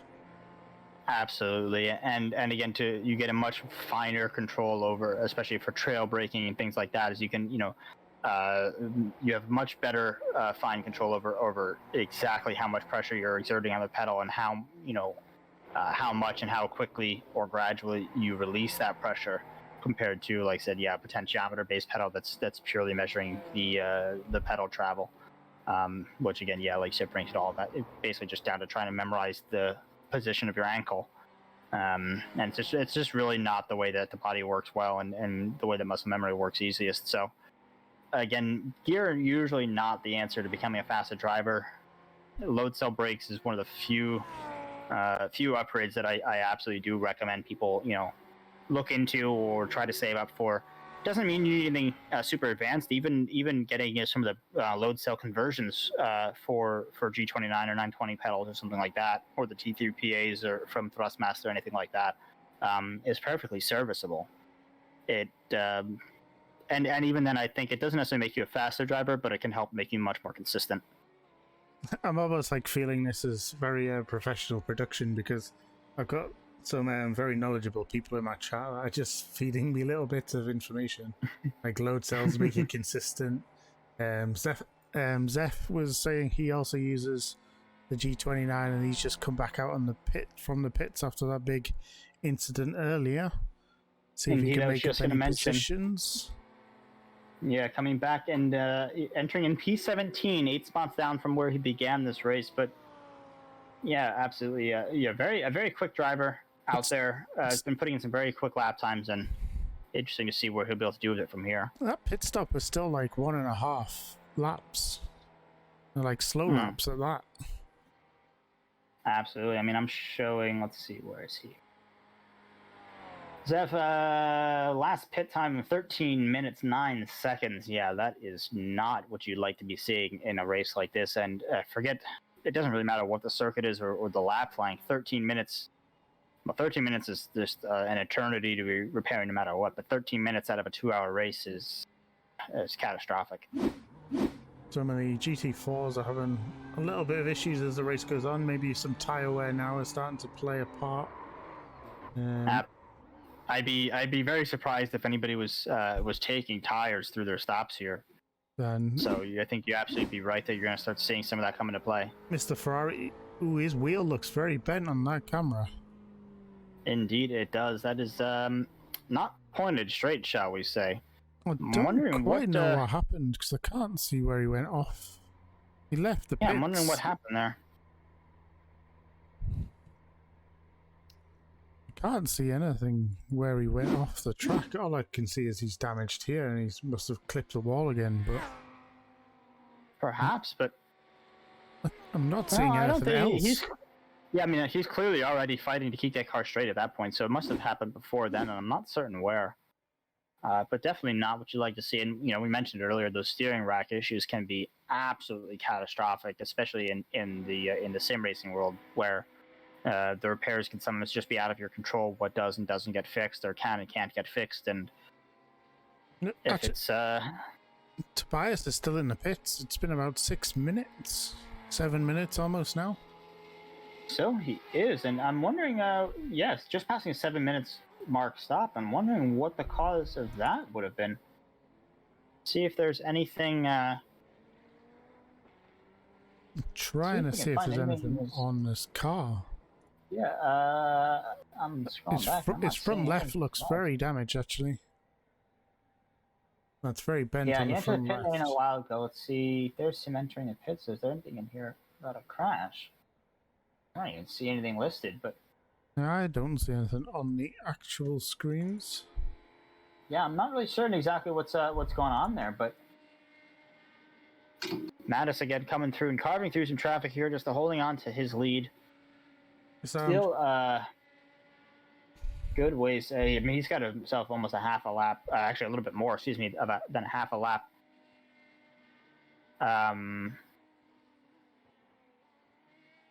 Gap to P2 and P3 behind him.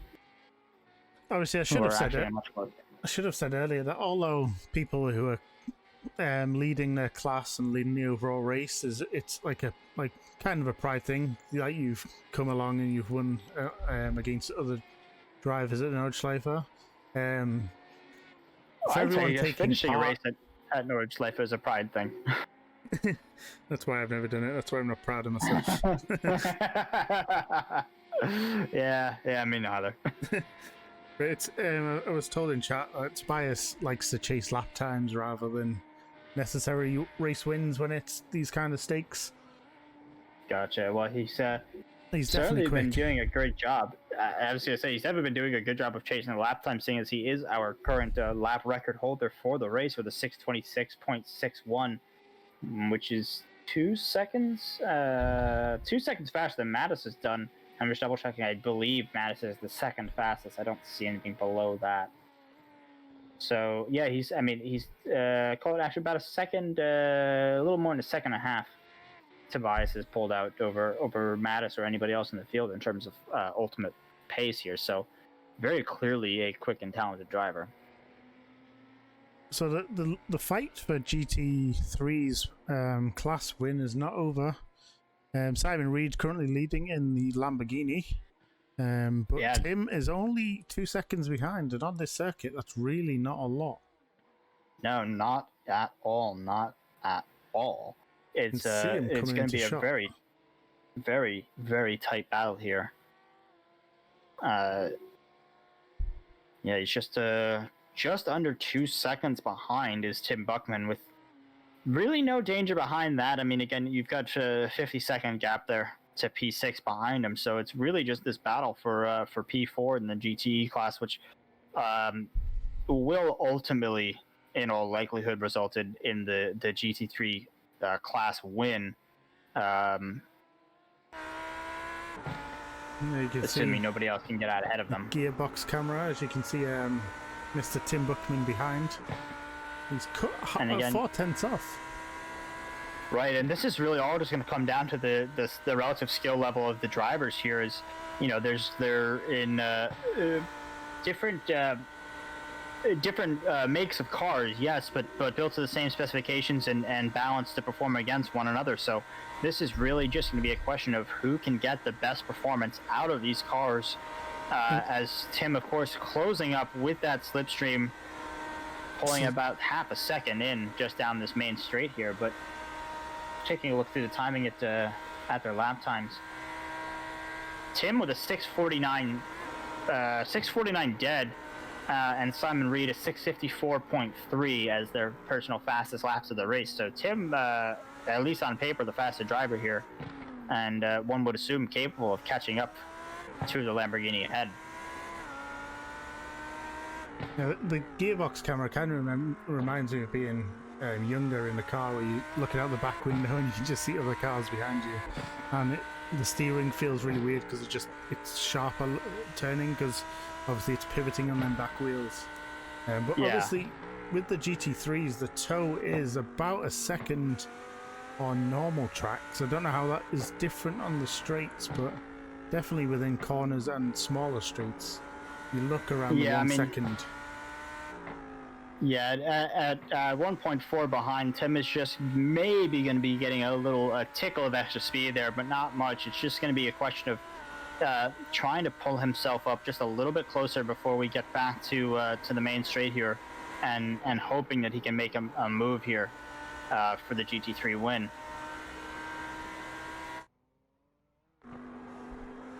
We're back on board with Dennis now, very close to Rudy Jetton ahead. As he jump into the beginning of what I would consider the Nordschlife I know, because I've only done it with the GP track. Yeah, and I believe well this is essentially the beginning of the lap as far as the industrial part is concerned. So he's just a half a second behind Rudy there for P6 overall, which is actually going to turn out to be just shy of the GT3 podium. That'll be the fourth. This is fourth and fifth in the GT3 battle. Like the wrong car here. Back on board with Annie. She seems to have dropped into. She's still second. Sorry, the timing had a little bit of a moment. But I don't think she's caught Ian too quickly, if anything.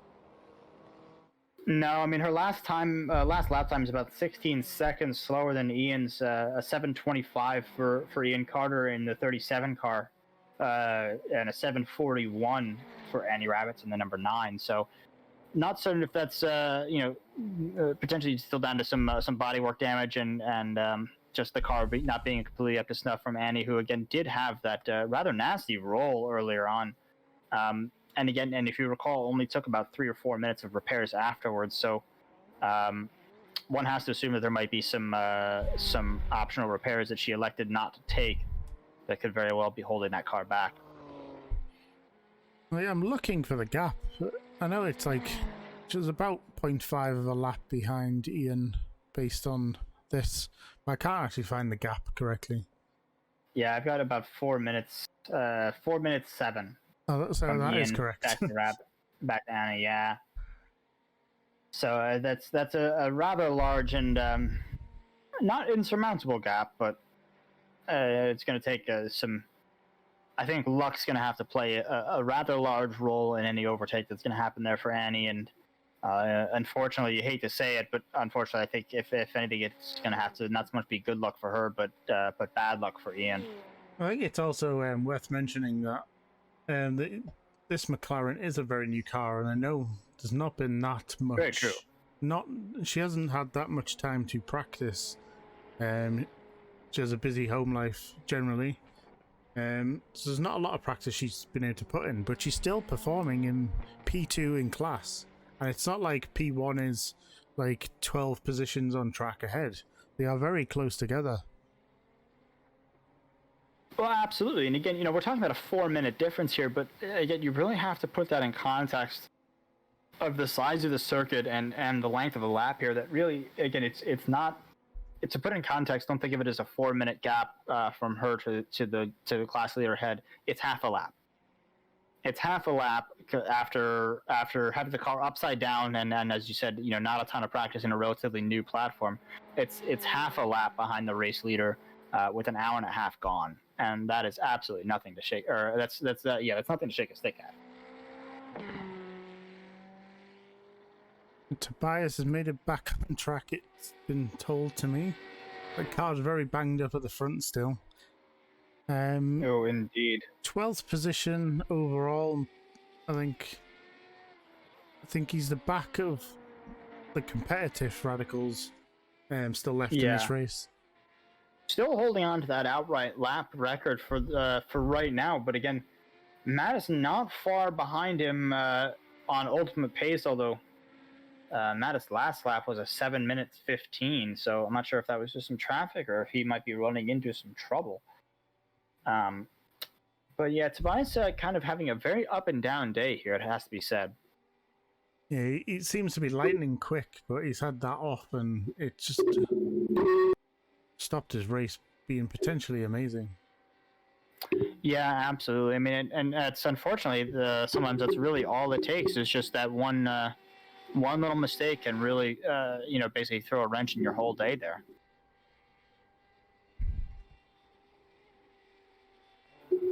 So it did look like this battle was going to be really close, and then the timing screen updated, but it looks like Dennis has got past and he's opening up quite the gap to Rudy.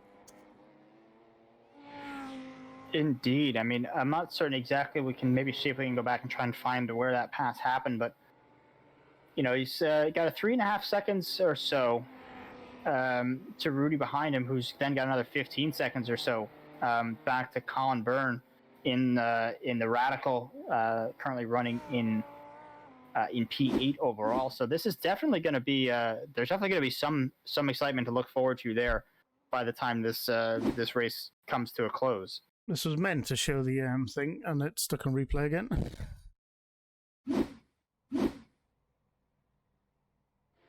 So I tried to find the pass, and it seemed to be that pass, but unfortunately it wouldn't load the replay.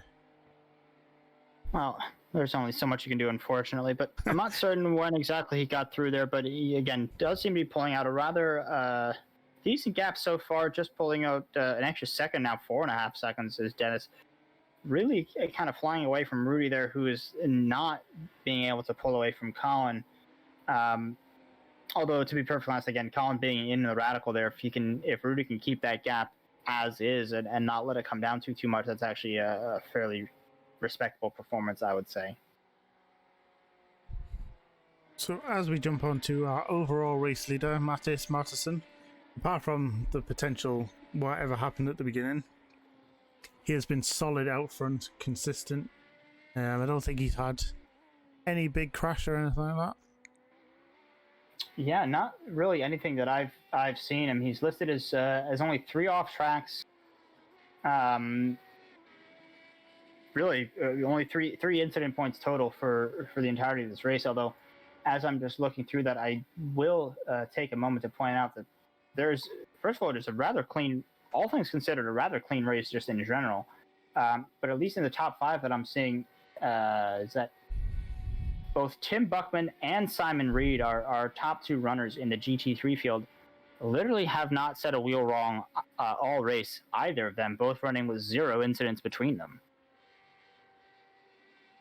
Like, to get around this circuit without even dipping a wheel on the grass is an achievement in itself, and there's only 27 minutes to go. That is really impressive. Absolutely.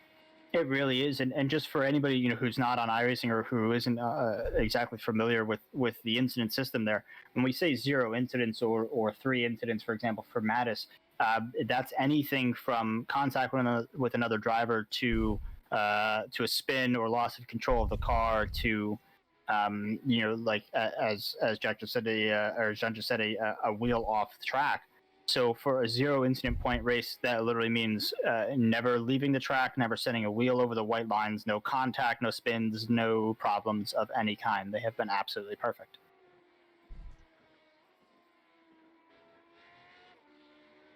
Just looking through the field, it's kind of settling down. We're getting less and less crashes now, I think. I'm not seeing anything major. Yeah, most people have settled into the rhythm here, and as you said, we've got just under half an hour to go here.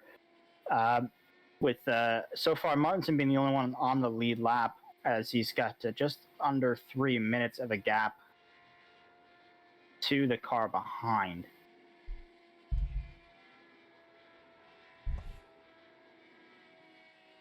Looks like Annie is dropped. Oh no, that's just once again timing tower issues on my end. We're showing Annie Rabbits temporarily in 3rd place until I looked over that direction. Still looking 2nd, but I will say I'm noticing here though she's running P14 overall, 2nd in the GT4 class. But I will notice that she is that is exactly her starting position.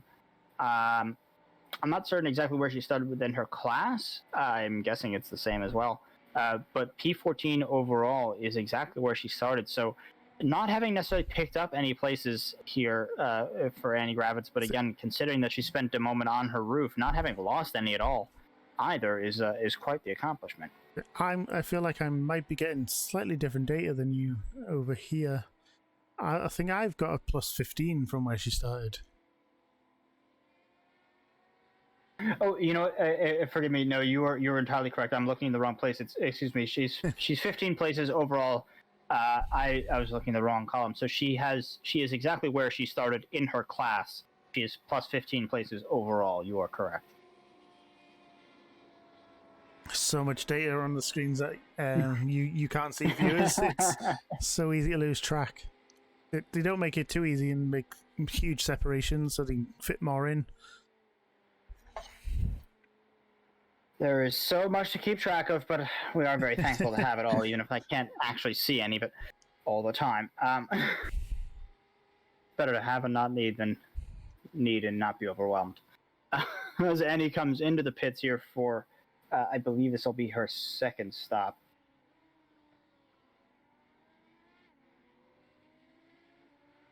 Second and final, I would have to assume, for most of the GTE traffic.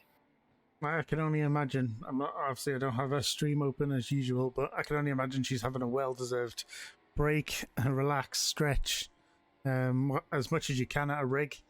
But there's going to be say as much as you can in the 40 seconds of refueling or so. And there she is, moving again, rolling down towards the pit exit. a very quick pit stop. And that, it looks Indeed. like a normal 20.2 seconds stopped. Yeah, and again, I'm not seeing anybody taking tires, and I really wouldn't expect anybody to be taking tire replacements. In a 2-hour race, just kind of at all, but also, it's just in at this point in the race with 24 minutes to go, I really couldn't imagine anybody would be taking any tire replacements and spending the time to do so.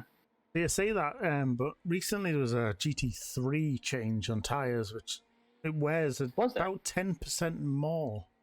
We almost got caught out when I did a 3-hour race. Actually, we didn't take tires in it. He came in after the second stint, and we had like 10% on one of the tires. But yeah, there's a slight change in GT3s. A slight change in GT3s. It could still be possible. I have not put it to the test on the Nords. Yeah, that's the thing is, this is a very long circuit, a very high tire wear circuit, and a lot of high speeds and high degradation corners. So, it's entirely possible that somebody might want to go in and take the time to stop for an extra set of tires and get that grip for the second half of the race. Like I said, even if they were planning on doing it through the regular stops, I'd be kind of surprised if you haven't taken tires yet. I'd be surprised to see them now, but I don't know. That's me. If I'm, if you're an hour and 40 into a 2-hour race, if your tires haven't gone off yet, to me, there's no real reason to risk the time changing them. But as you said, if you're getting down that low in the tread profile, this very well may be the time this is just kind of the limit of what they can take, and you don't want to risk those last 20 minutes, the most important 20 minutes here on old tires. Yeah, I'd hate to get an hour 40, an hour 50 into a race and then just lose the back end. As you can see, we're on board with Tim Buckman, who did manage to make a pass on Simon Reed. I don't know if we saw that earlier. I don't know if that was the one where Simon went off. But this is current GT3 class leader Tim Buckman. Absolutely, who's just coming around here on lap 15.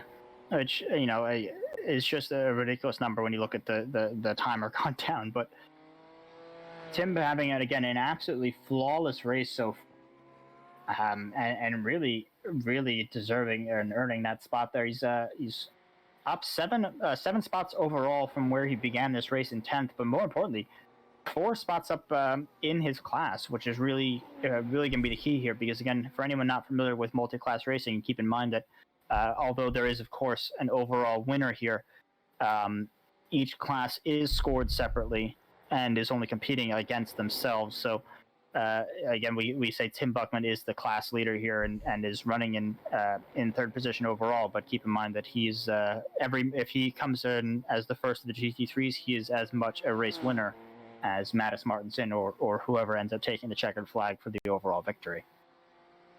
Yeah, absolutely. It's a joy of multi-class racing, is you get to kind of race everyone, but you're just racing for your class. But if the opportunity arises and there's a slow, higher class car ahead of you, then it's kind of like bragging rights if you can get past them and stay ahead of them. Absolutely, and it's like you said, you get to race everybody without necessarily having to worry about competing with everybody. Or at least with those that are not within your level of competition. As I can see, Linda Noble has gone off. I think they spent a little bit of time in the pits earlier. Just looking for that now. Here we go. Well, this is still Tim for some reason. There we go. Very, very noticeable livery. Seems like they were slowing down or something. It seemed like they may have had a problem before that, just like Darren earlier, but the car looks smashed up and it's not what we saw on camera. Absolutely, yeah. There's definitely something else going on there that we didn't get to see, I'm sure, because as you said, that car is already bringing itself to a halt. Unless it's the long pit they had previously, it just hasn't resolved itself, or it just become too hard to drive. Absolutely. I mean, that's exactly what I was just gonna say. That was the kind of the feeling that I was getting, is that's kind of a, you know, just pulling it off to the side, just kind of like, all right, well, we tried it. It's nope, it's not fixed. It's still having the problem. It's still doing whatever, and just kind of like, yeah, all right, we tried to get it back on track, and I don't feel, you know, that we can safely complete the lap. So unfortunate, and again, not at all what you like to see, but this is a really weird gyro camera. Indeed, Matt is having an absolutely spot-on race here, though, and really has led pretty much start to, well, in fact, has in fact led start to finish, so long as you don't ask the timing. So it does seem like Martinson is the only one on the lead lap. He is for now. I think. Depending on exactly where the timer runs out, he may or may not be the only one to finish on the lead lap. He's just he's got a couple of minutes gap between himself and P2 and P3 behind him. So they will they're kind of, if you pay attention, they're cycling back and forth between being a lap behind or on the lead lap. So like I said, I think it just kind of depends on exactly where the timer ends. Whether they'll be classified as finishing on his lap or technically finishing a lap behind. A beautiful shot here on board with Dennis Pedersen as Mattis Martinson comes steaming from behind. Absolutely, and you can see only a couple of tenths. So there's, you know, Raj Shah and Dennis Pedersen battling for fifth place overall here, and for the last step of the podium of the GT3 class, about to get overtaken rather shortly, I would assume, by Mattis Martinson, who is our overall race leader. And again, just going to be all about managing that traffic, and for Mattis trying to get through both these cars cleanly, ideally without disrupting their own battle that's going on. It seems like Andrew Bolton is really having such a bad race. He's in the pits again. He's just from going from cramp to just having more damage. It's very unfortunate for him. It is, and unfortunately, sometimes that's just the way that the day unfolds. And you know, we've all had those races, and it's never fun to go through. But sometimes that's just how it happens. I'm being told by Andrew himself that he did jump out of the rig, but the car had a mind of its own. I think what it was the pit stop ended and the brakes were no longer engaged. Yep, exactly, that's pretty much exactly what it was. I'm sure is. Matt is running now into multiple classes of traffic and having to hold back and pick his way through here to get past the traffic cleanly. So he's doing a very, very clean job, being very patient. Absolutely. He's obviously he's earned the right to be patient in the race now. Well, patience is exactly the right word there. I mean, that is the key. Is just that's how you get through traffic like this. Is sometimes you just have to be patient, and it can be very frustrating. It's a lot easier said than done, certainly, but when you're a faster class, and especially when you're leading a race here and you're trying not to lose time, and so that this is where Annie lost it, I think, because there's a lot of air from both of them cars. Yeah, that's over the first Flansgarden there, but again, you can see Madison almost getting very close to that GTE as they came under the braking zone there, as he finally makes his way past. It looks like Dennis has made his way past as well, Beamer, because I can see on the timing screen it doesn't say that, but I know he has got past Rosshore. I apologise. Yes, indeed. While we're on board with Mattis, this battle changed as well. Let's see if we might be able to get a look at that, but I'm guessing he probably snuck through what Mattis did and just used the faster class to his advantage.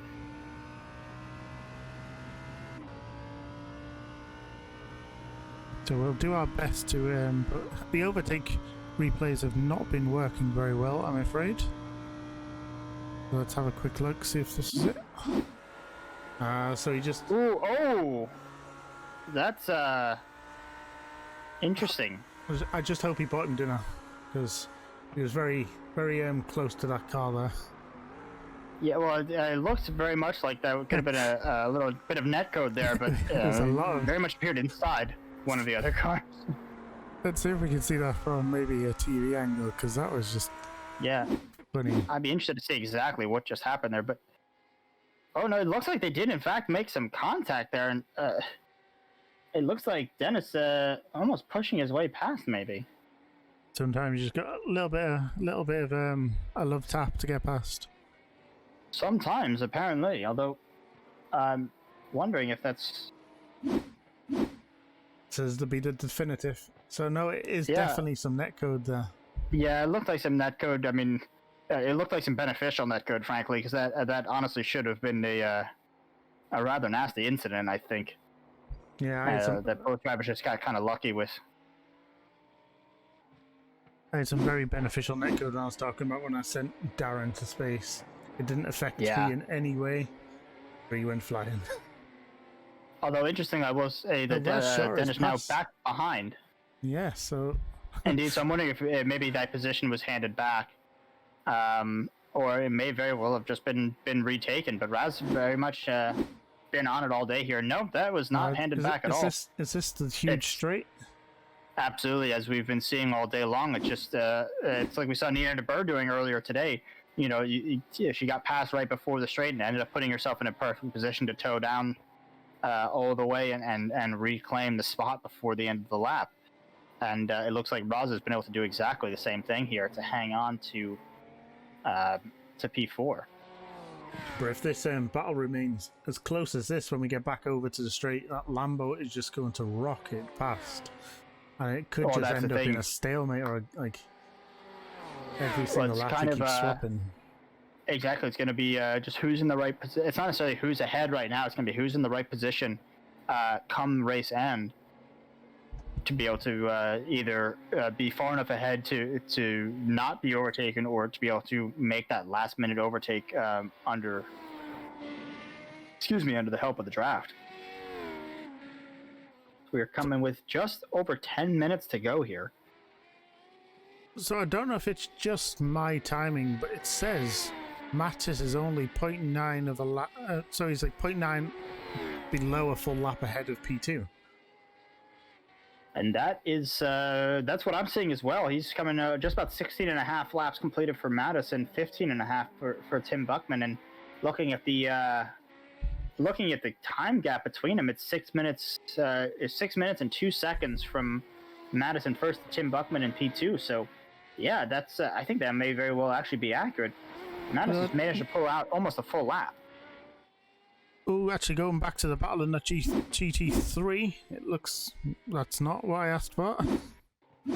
So it looks like Raz has crashed. Oh, again, just runs himself wide there. I'm not certain exactly what would have caused that, or maybe just a slight lapse in concentration, but yeah, that was unfortunate.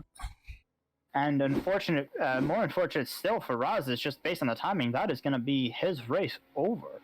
Just washed out on the edge, and as soon as you touch that grass on the outside, you've got no hope of fixing it. Yeah, exactly. And like I said, I think it might just be that momentary lapse of concentration just comes out just a little bit too wide. And as you said, as soon as you touch that grass, he's a passenger. See the Nürburgring Castle in the background of shot there behind the carousel. It's a beautiful shot. Completely accidental. I'm not going to take credit for that. But we are just coming up to the 10 minutes to go here, Mark. And again, Mattis Martinson having an absolutely flawless race here, along with Tim Buckman and Simon Reed, who are rounding out the 2 podium places behind him. All 3 of them just putting in astonishing drives here and keeping it incredibly clean, which really is more than speed, almost is what it takes to succeed in long format races like this. Yeah, like especially like what you've been saying, the length of the race and the difficulty of the circuit, and there's only 3 people I can see, I think, that have had more than are in double figures off tracks. Mm-hmm. So that is really impressive display of skill by all the drivers today. Absolutely. It really, really is. And again, like you said, the complexity of this circuit and how unforgiving it can be is just really demonstrative that these these kind of races is all about just making it to the end. It's a management game. It's not just about speed. It doesn't matter if you're the fastest driver out there. If you can't make it to the end, if you get taken out in the first lap, or you send yourself off, or you lose it in traffic, whatever. If you can't be there at the end, it doesn't make one bit of difference how quick you are. You can win this race as the slowest driver in the field. I think there's a fine balance when it comes to that. Yes, if the really fast guys completely crash and go out, but like, I don't win endurance races because I am safe, but I'm not that quick.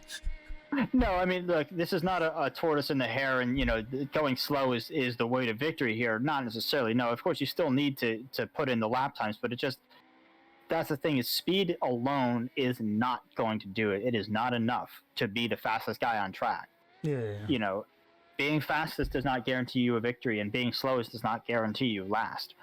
It's all about the things that happen to you, and some of it can be completely out of your control. But the funny thing is, the more experience you get in racing and in life, frankly, the more time you spend and the more mistakes you make and the more experience you get, the more you start to realize that how little there really is that is truly out of your control.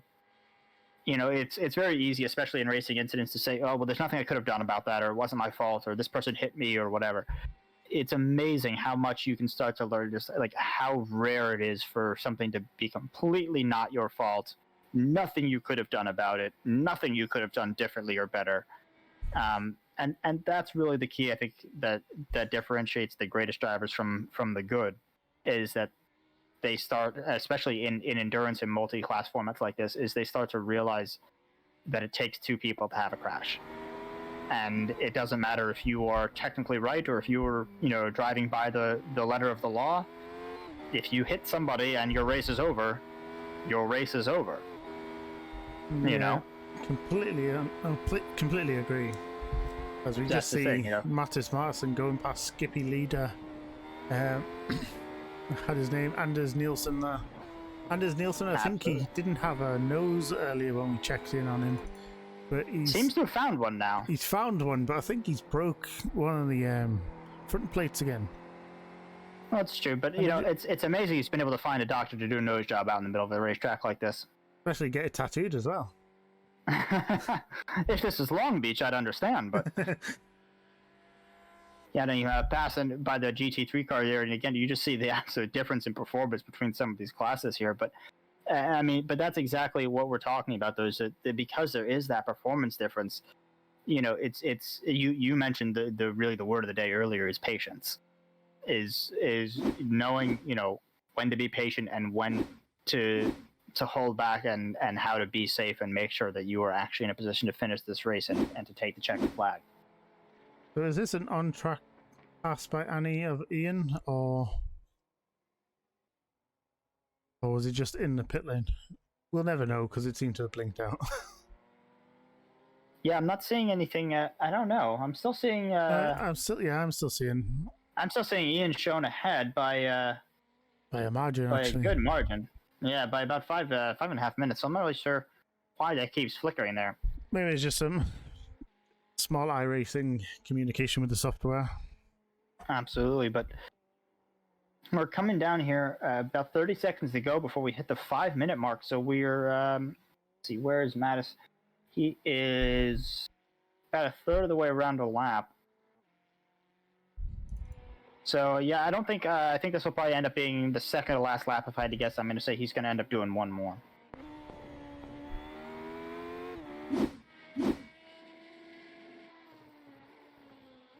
I'm going to guess that he goes for one more. Unless... See, I've had trouble with the white flag sometimes. My button box is still registering flags occasionally. So is it? It might flash white for me when it's the white flag. It definitely did it for the checkered flag at the end of qualifying. Well, we'll see. It's just a question of exactly where Mattis is on track, and basically if the checker flag is going to fall before he crosses the line, and I don't think it will. So car 16 is about halfway. Exactly. I was going to say my timing shows him just shy of halfway around the lap. which is basically the 4 minutes or so remaining before the checkered flag falls should give him plenty of time to complete that and begin another. Especially, his last lap was a 6:31, so I'm guessing the next lap will be the last, so we'll come around to complete 19 laps for the race leaders, it appears.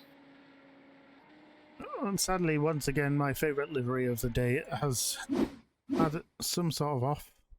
It's not telling me what that it being is, the though. Simpsons. It is The Simpsons. I don't know where he had the off. Looks like just coming to a halt there on circuit. Maybe just having a bit of fun now. He's had enough. Think so. Could very well be. Maybe he regrets getting up early for this race now. I don't know. I do not know what that's about. Though that Ferrari is looking beat up. It absolutely is. There's not a straight line on that car anymore, unfortunately. But credit where credit's due. He's still hanging on and still going around and coming around to complete this race. So we ride on board with Mattis here.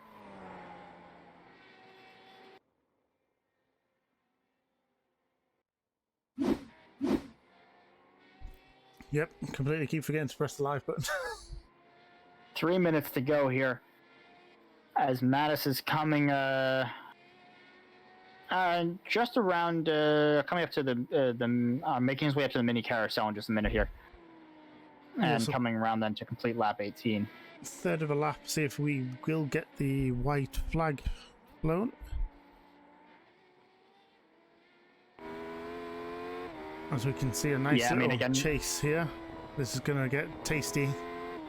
3 different classes of cars. A little bit dicey. Getting some air over the first Lance Garden there and trying to come past the BMW before the second. Very nicely done there from Mattis. And getting it done before the dangerous parts there. As we've seen so many people having issues there already where the car is just leaving the ground slightly or getting a little bit lightened as it comes over those crests, and several drivers misjudging their braking points and sending it off into the barrier on the far side of that gravel pit. It's a very familiar looking GT4 there, I think. That's Annie Rabbits. The number 9 car, that is indeed Annie Rabbits. Mattis off on the grass, manages to keep it out of the barrier, luckily. I think might have just got himself a little bit spooked trying to go wide of the traffic there. I was worried for Mattis there. Could have been big. I was as well. Coming down onto the main straight here for the second to last time, I would have to assume. Sure, we will see. Yeah, I think the banner is the start line, isn't it? No. It's just in front of the pits, right after the right-hander here, but it's still well within the 70 seconds or so that he's got to make it there. So we should see the white flag being displayed as Mattis comes across the line in just a moment's time here to begin lap 19 for the final lap of this 2-hour race here at the Nordschlife. I have noticed that's not his first off-track in his last couple of laps. Yeah. So yeah, this is final corner here. I believe, the lines... Oh, no, maybe it's just before that. Maybe it's the first corner. I forget. Either way, he has now begun lap 19. We've got about 30 seconds left on the race clock. I don't know if I saw a white flag there. I didn't see one. And my button box has not flashed at me. I'm not seeing a white flag being displayed, which is interesting. I mean, obviously, certainly no way that he's going to be able to come around and complete this lap before the checkered flag falls, but... Very interesting. I wonder. We may very well get it displayed once the countdown actually reaches the 2-hour mark, though, in 2, 1. No, I think he might get the white flag this time around. I think it's minimum, minimum 2 hours. It could very well be if they're being run as minimum time, then it very well could be one extra lap here. I'm being told there's no white flag on any of the streams currently. Yeah, so alrighty, then we have one more to go. So it looks like we're actually going to come around to complete 20 full laps for the race leader and no one else, actually, as he is the only driver on that lead lap. I've just noticed when we were looking at all them battles earlier, it seems like Dennis is up into podium positions for the GT3 class. He's had Absolutely. a strong second half to this race. Well, he was running fourth behind Raj Shah, who then, as you recall, took a nice little trip into the barriers there and promoted Dennis Peterson up into the final of the podium places there. So he is absolutely having a wonderful afternoon here, filled with a little bit of ups and downs, but certainly coming up sunshine for him at the moment. Okay, we're not 100% sure how many laps are going to be taken. I'm being told Annie's been shown the white flag on her stream. So Mattis must be on the white flag for his stream, and we just haven't seen it. I mean, again, I was surprised not to see it, because again, you would assume that, you know, this is the lap right before he crossed the line. Basically, when he comes around to complete lap 19, it will be the race leader crossing the finish line after the checkered flag has been waved. By all accounts, that should be the end of the race. I'd be very surprised to see them go around once more, but yeah, I haven't seen a white flag displayed, so I'm really not entirely sure. Such inconsistencies sometimes. Like, it can be 30 seconds I've seen a white flag, and like 15 seconds I haven't seen a white flag. I'm like coming around for a new lap. I don't know how the system works it out when to show a white flag. Exactly. I mean, Mattis about halfway through his lap here, though, so we'll see when he gets a little bit closer to the end of the lap here. But I'm fairly confident. I'm calling this the final lap of the race here. I cannot imagine that there's going to be one more, regardless of what flags have been shown. This has got to be the last lap.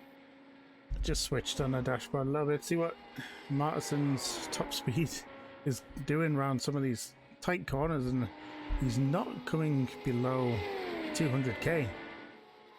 Interestingly, yeah, absolutely. And again, you know, only about 15 to 20 kilometers an hour difference in top speed between the Radicals and the GT3 cars.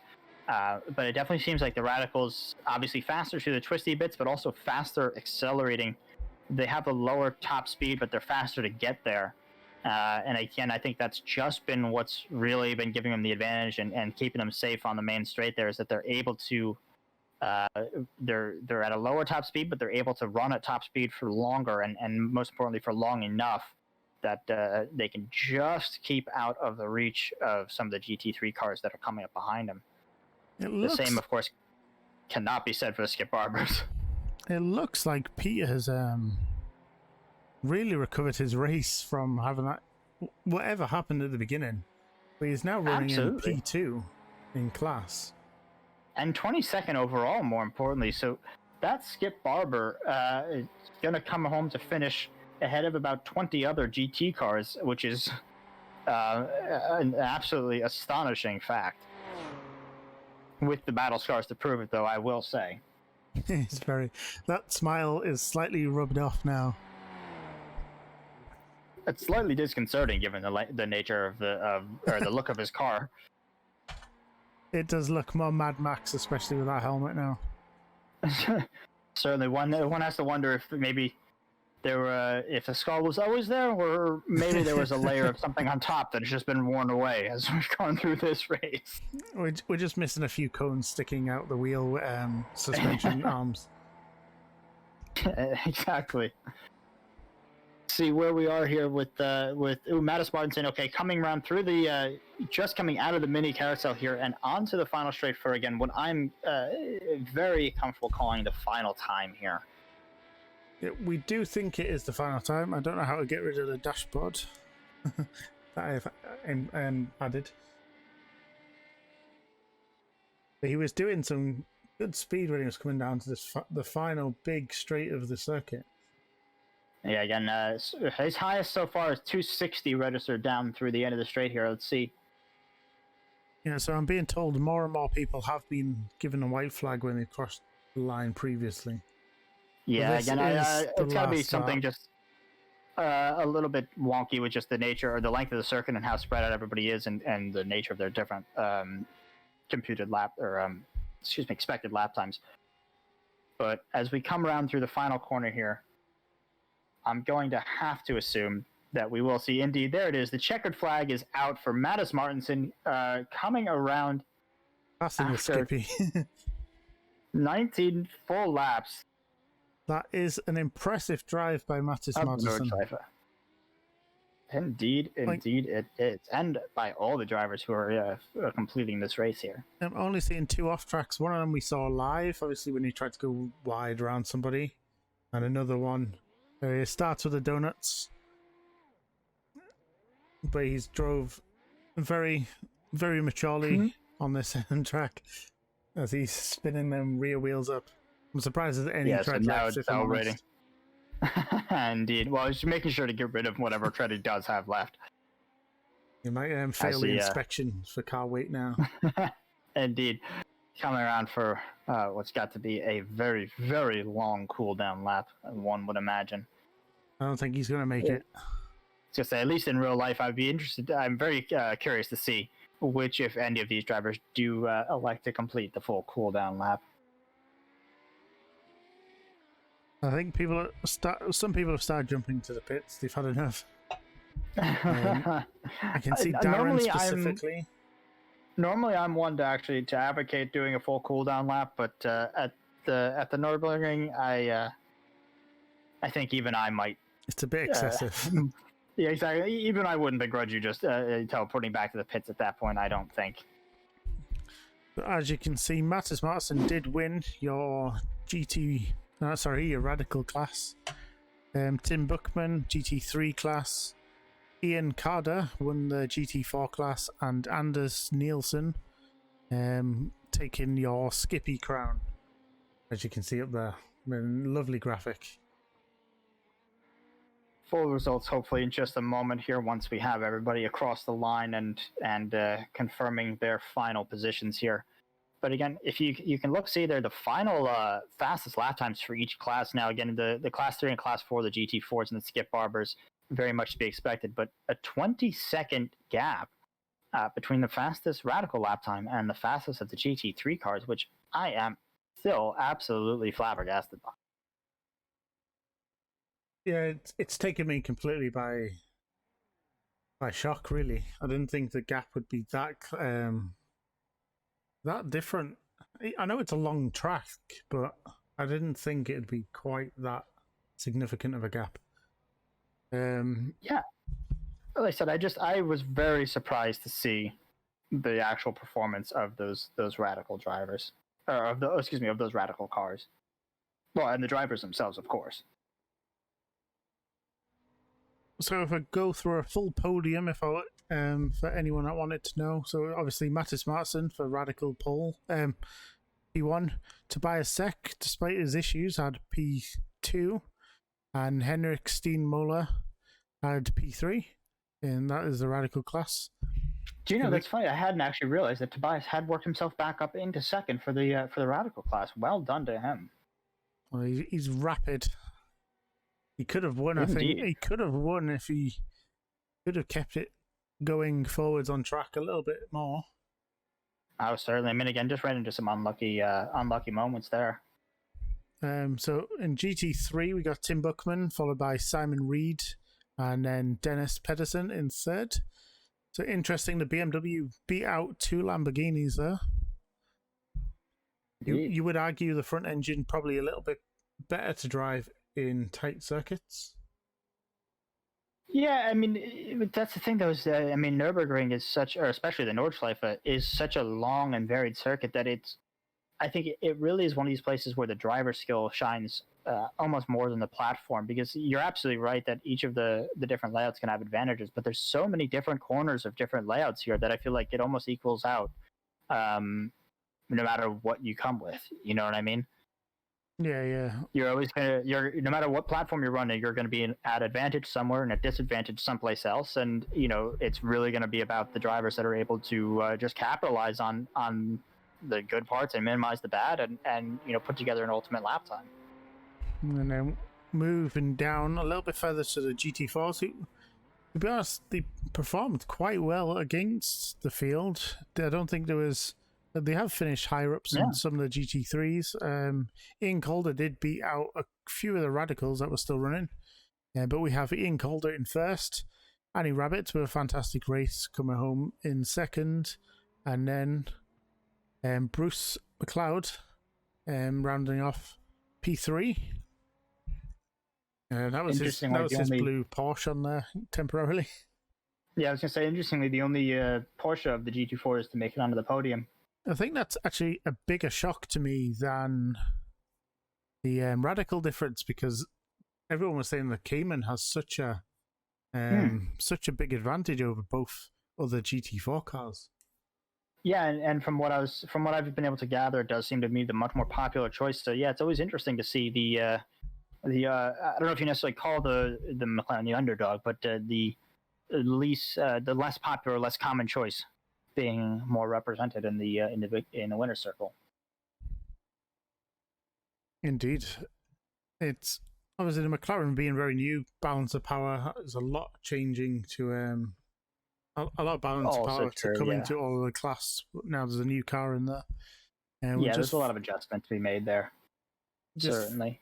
Finish off with the Skip Barber. So Anders Nielsen winning that class.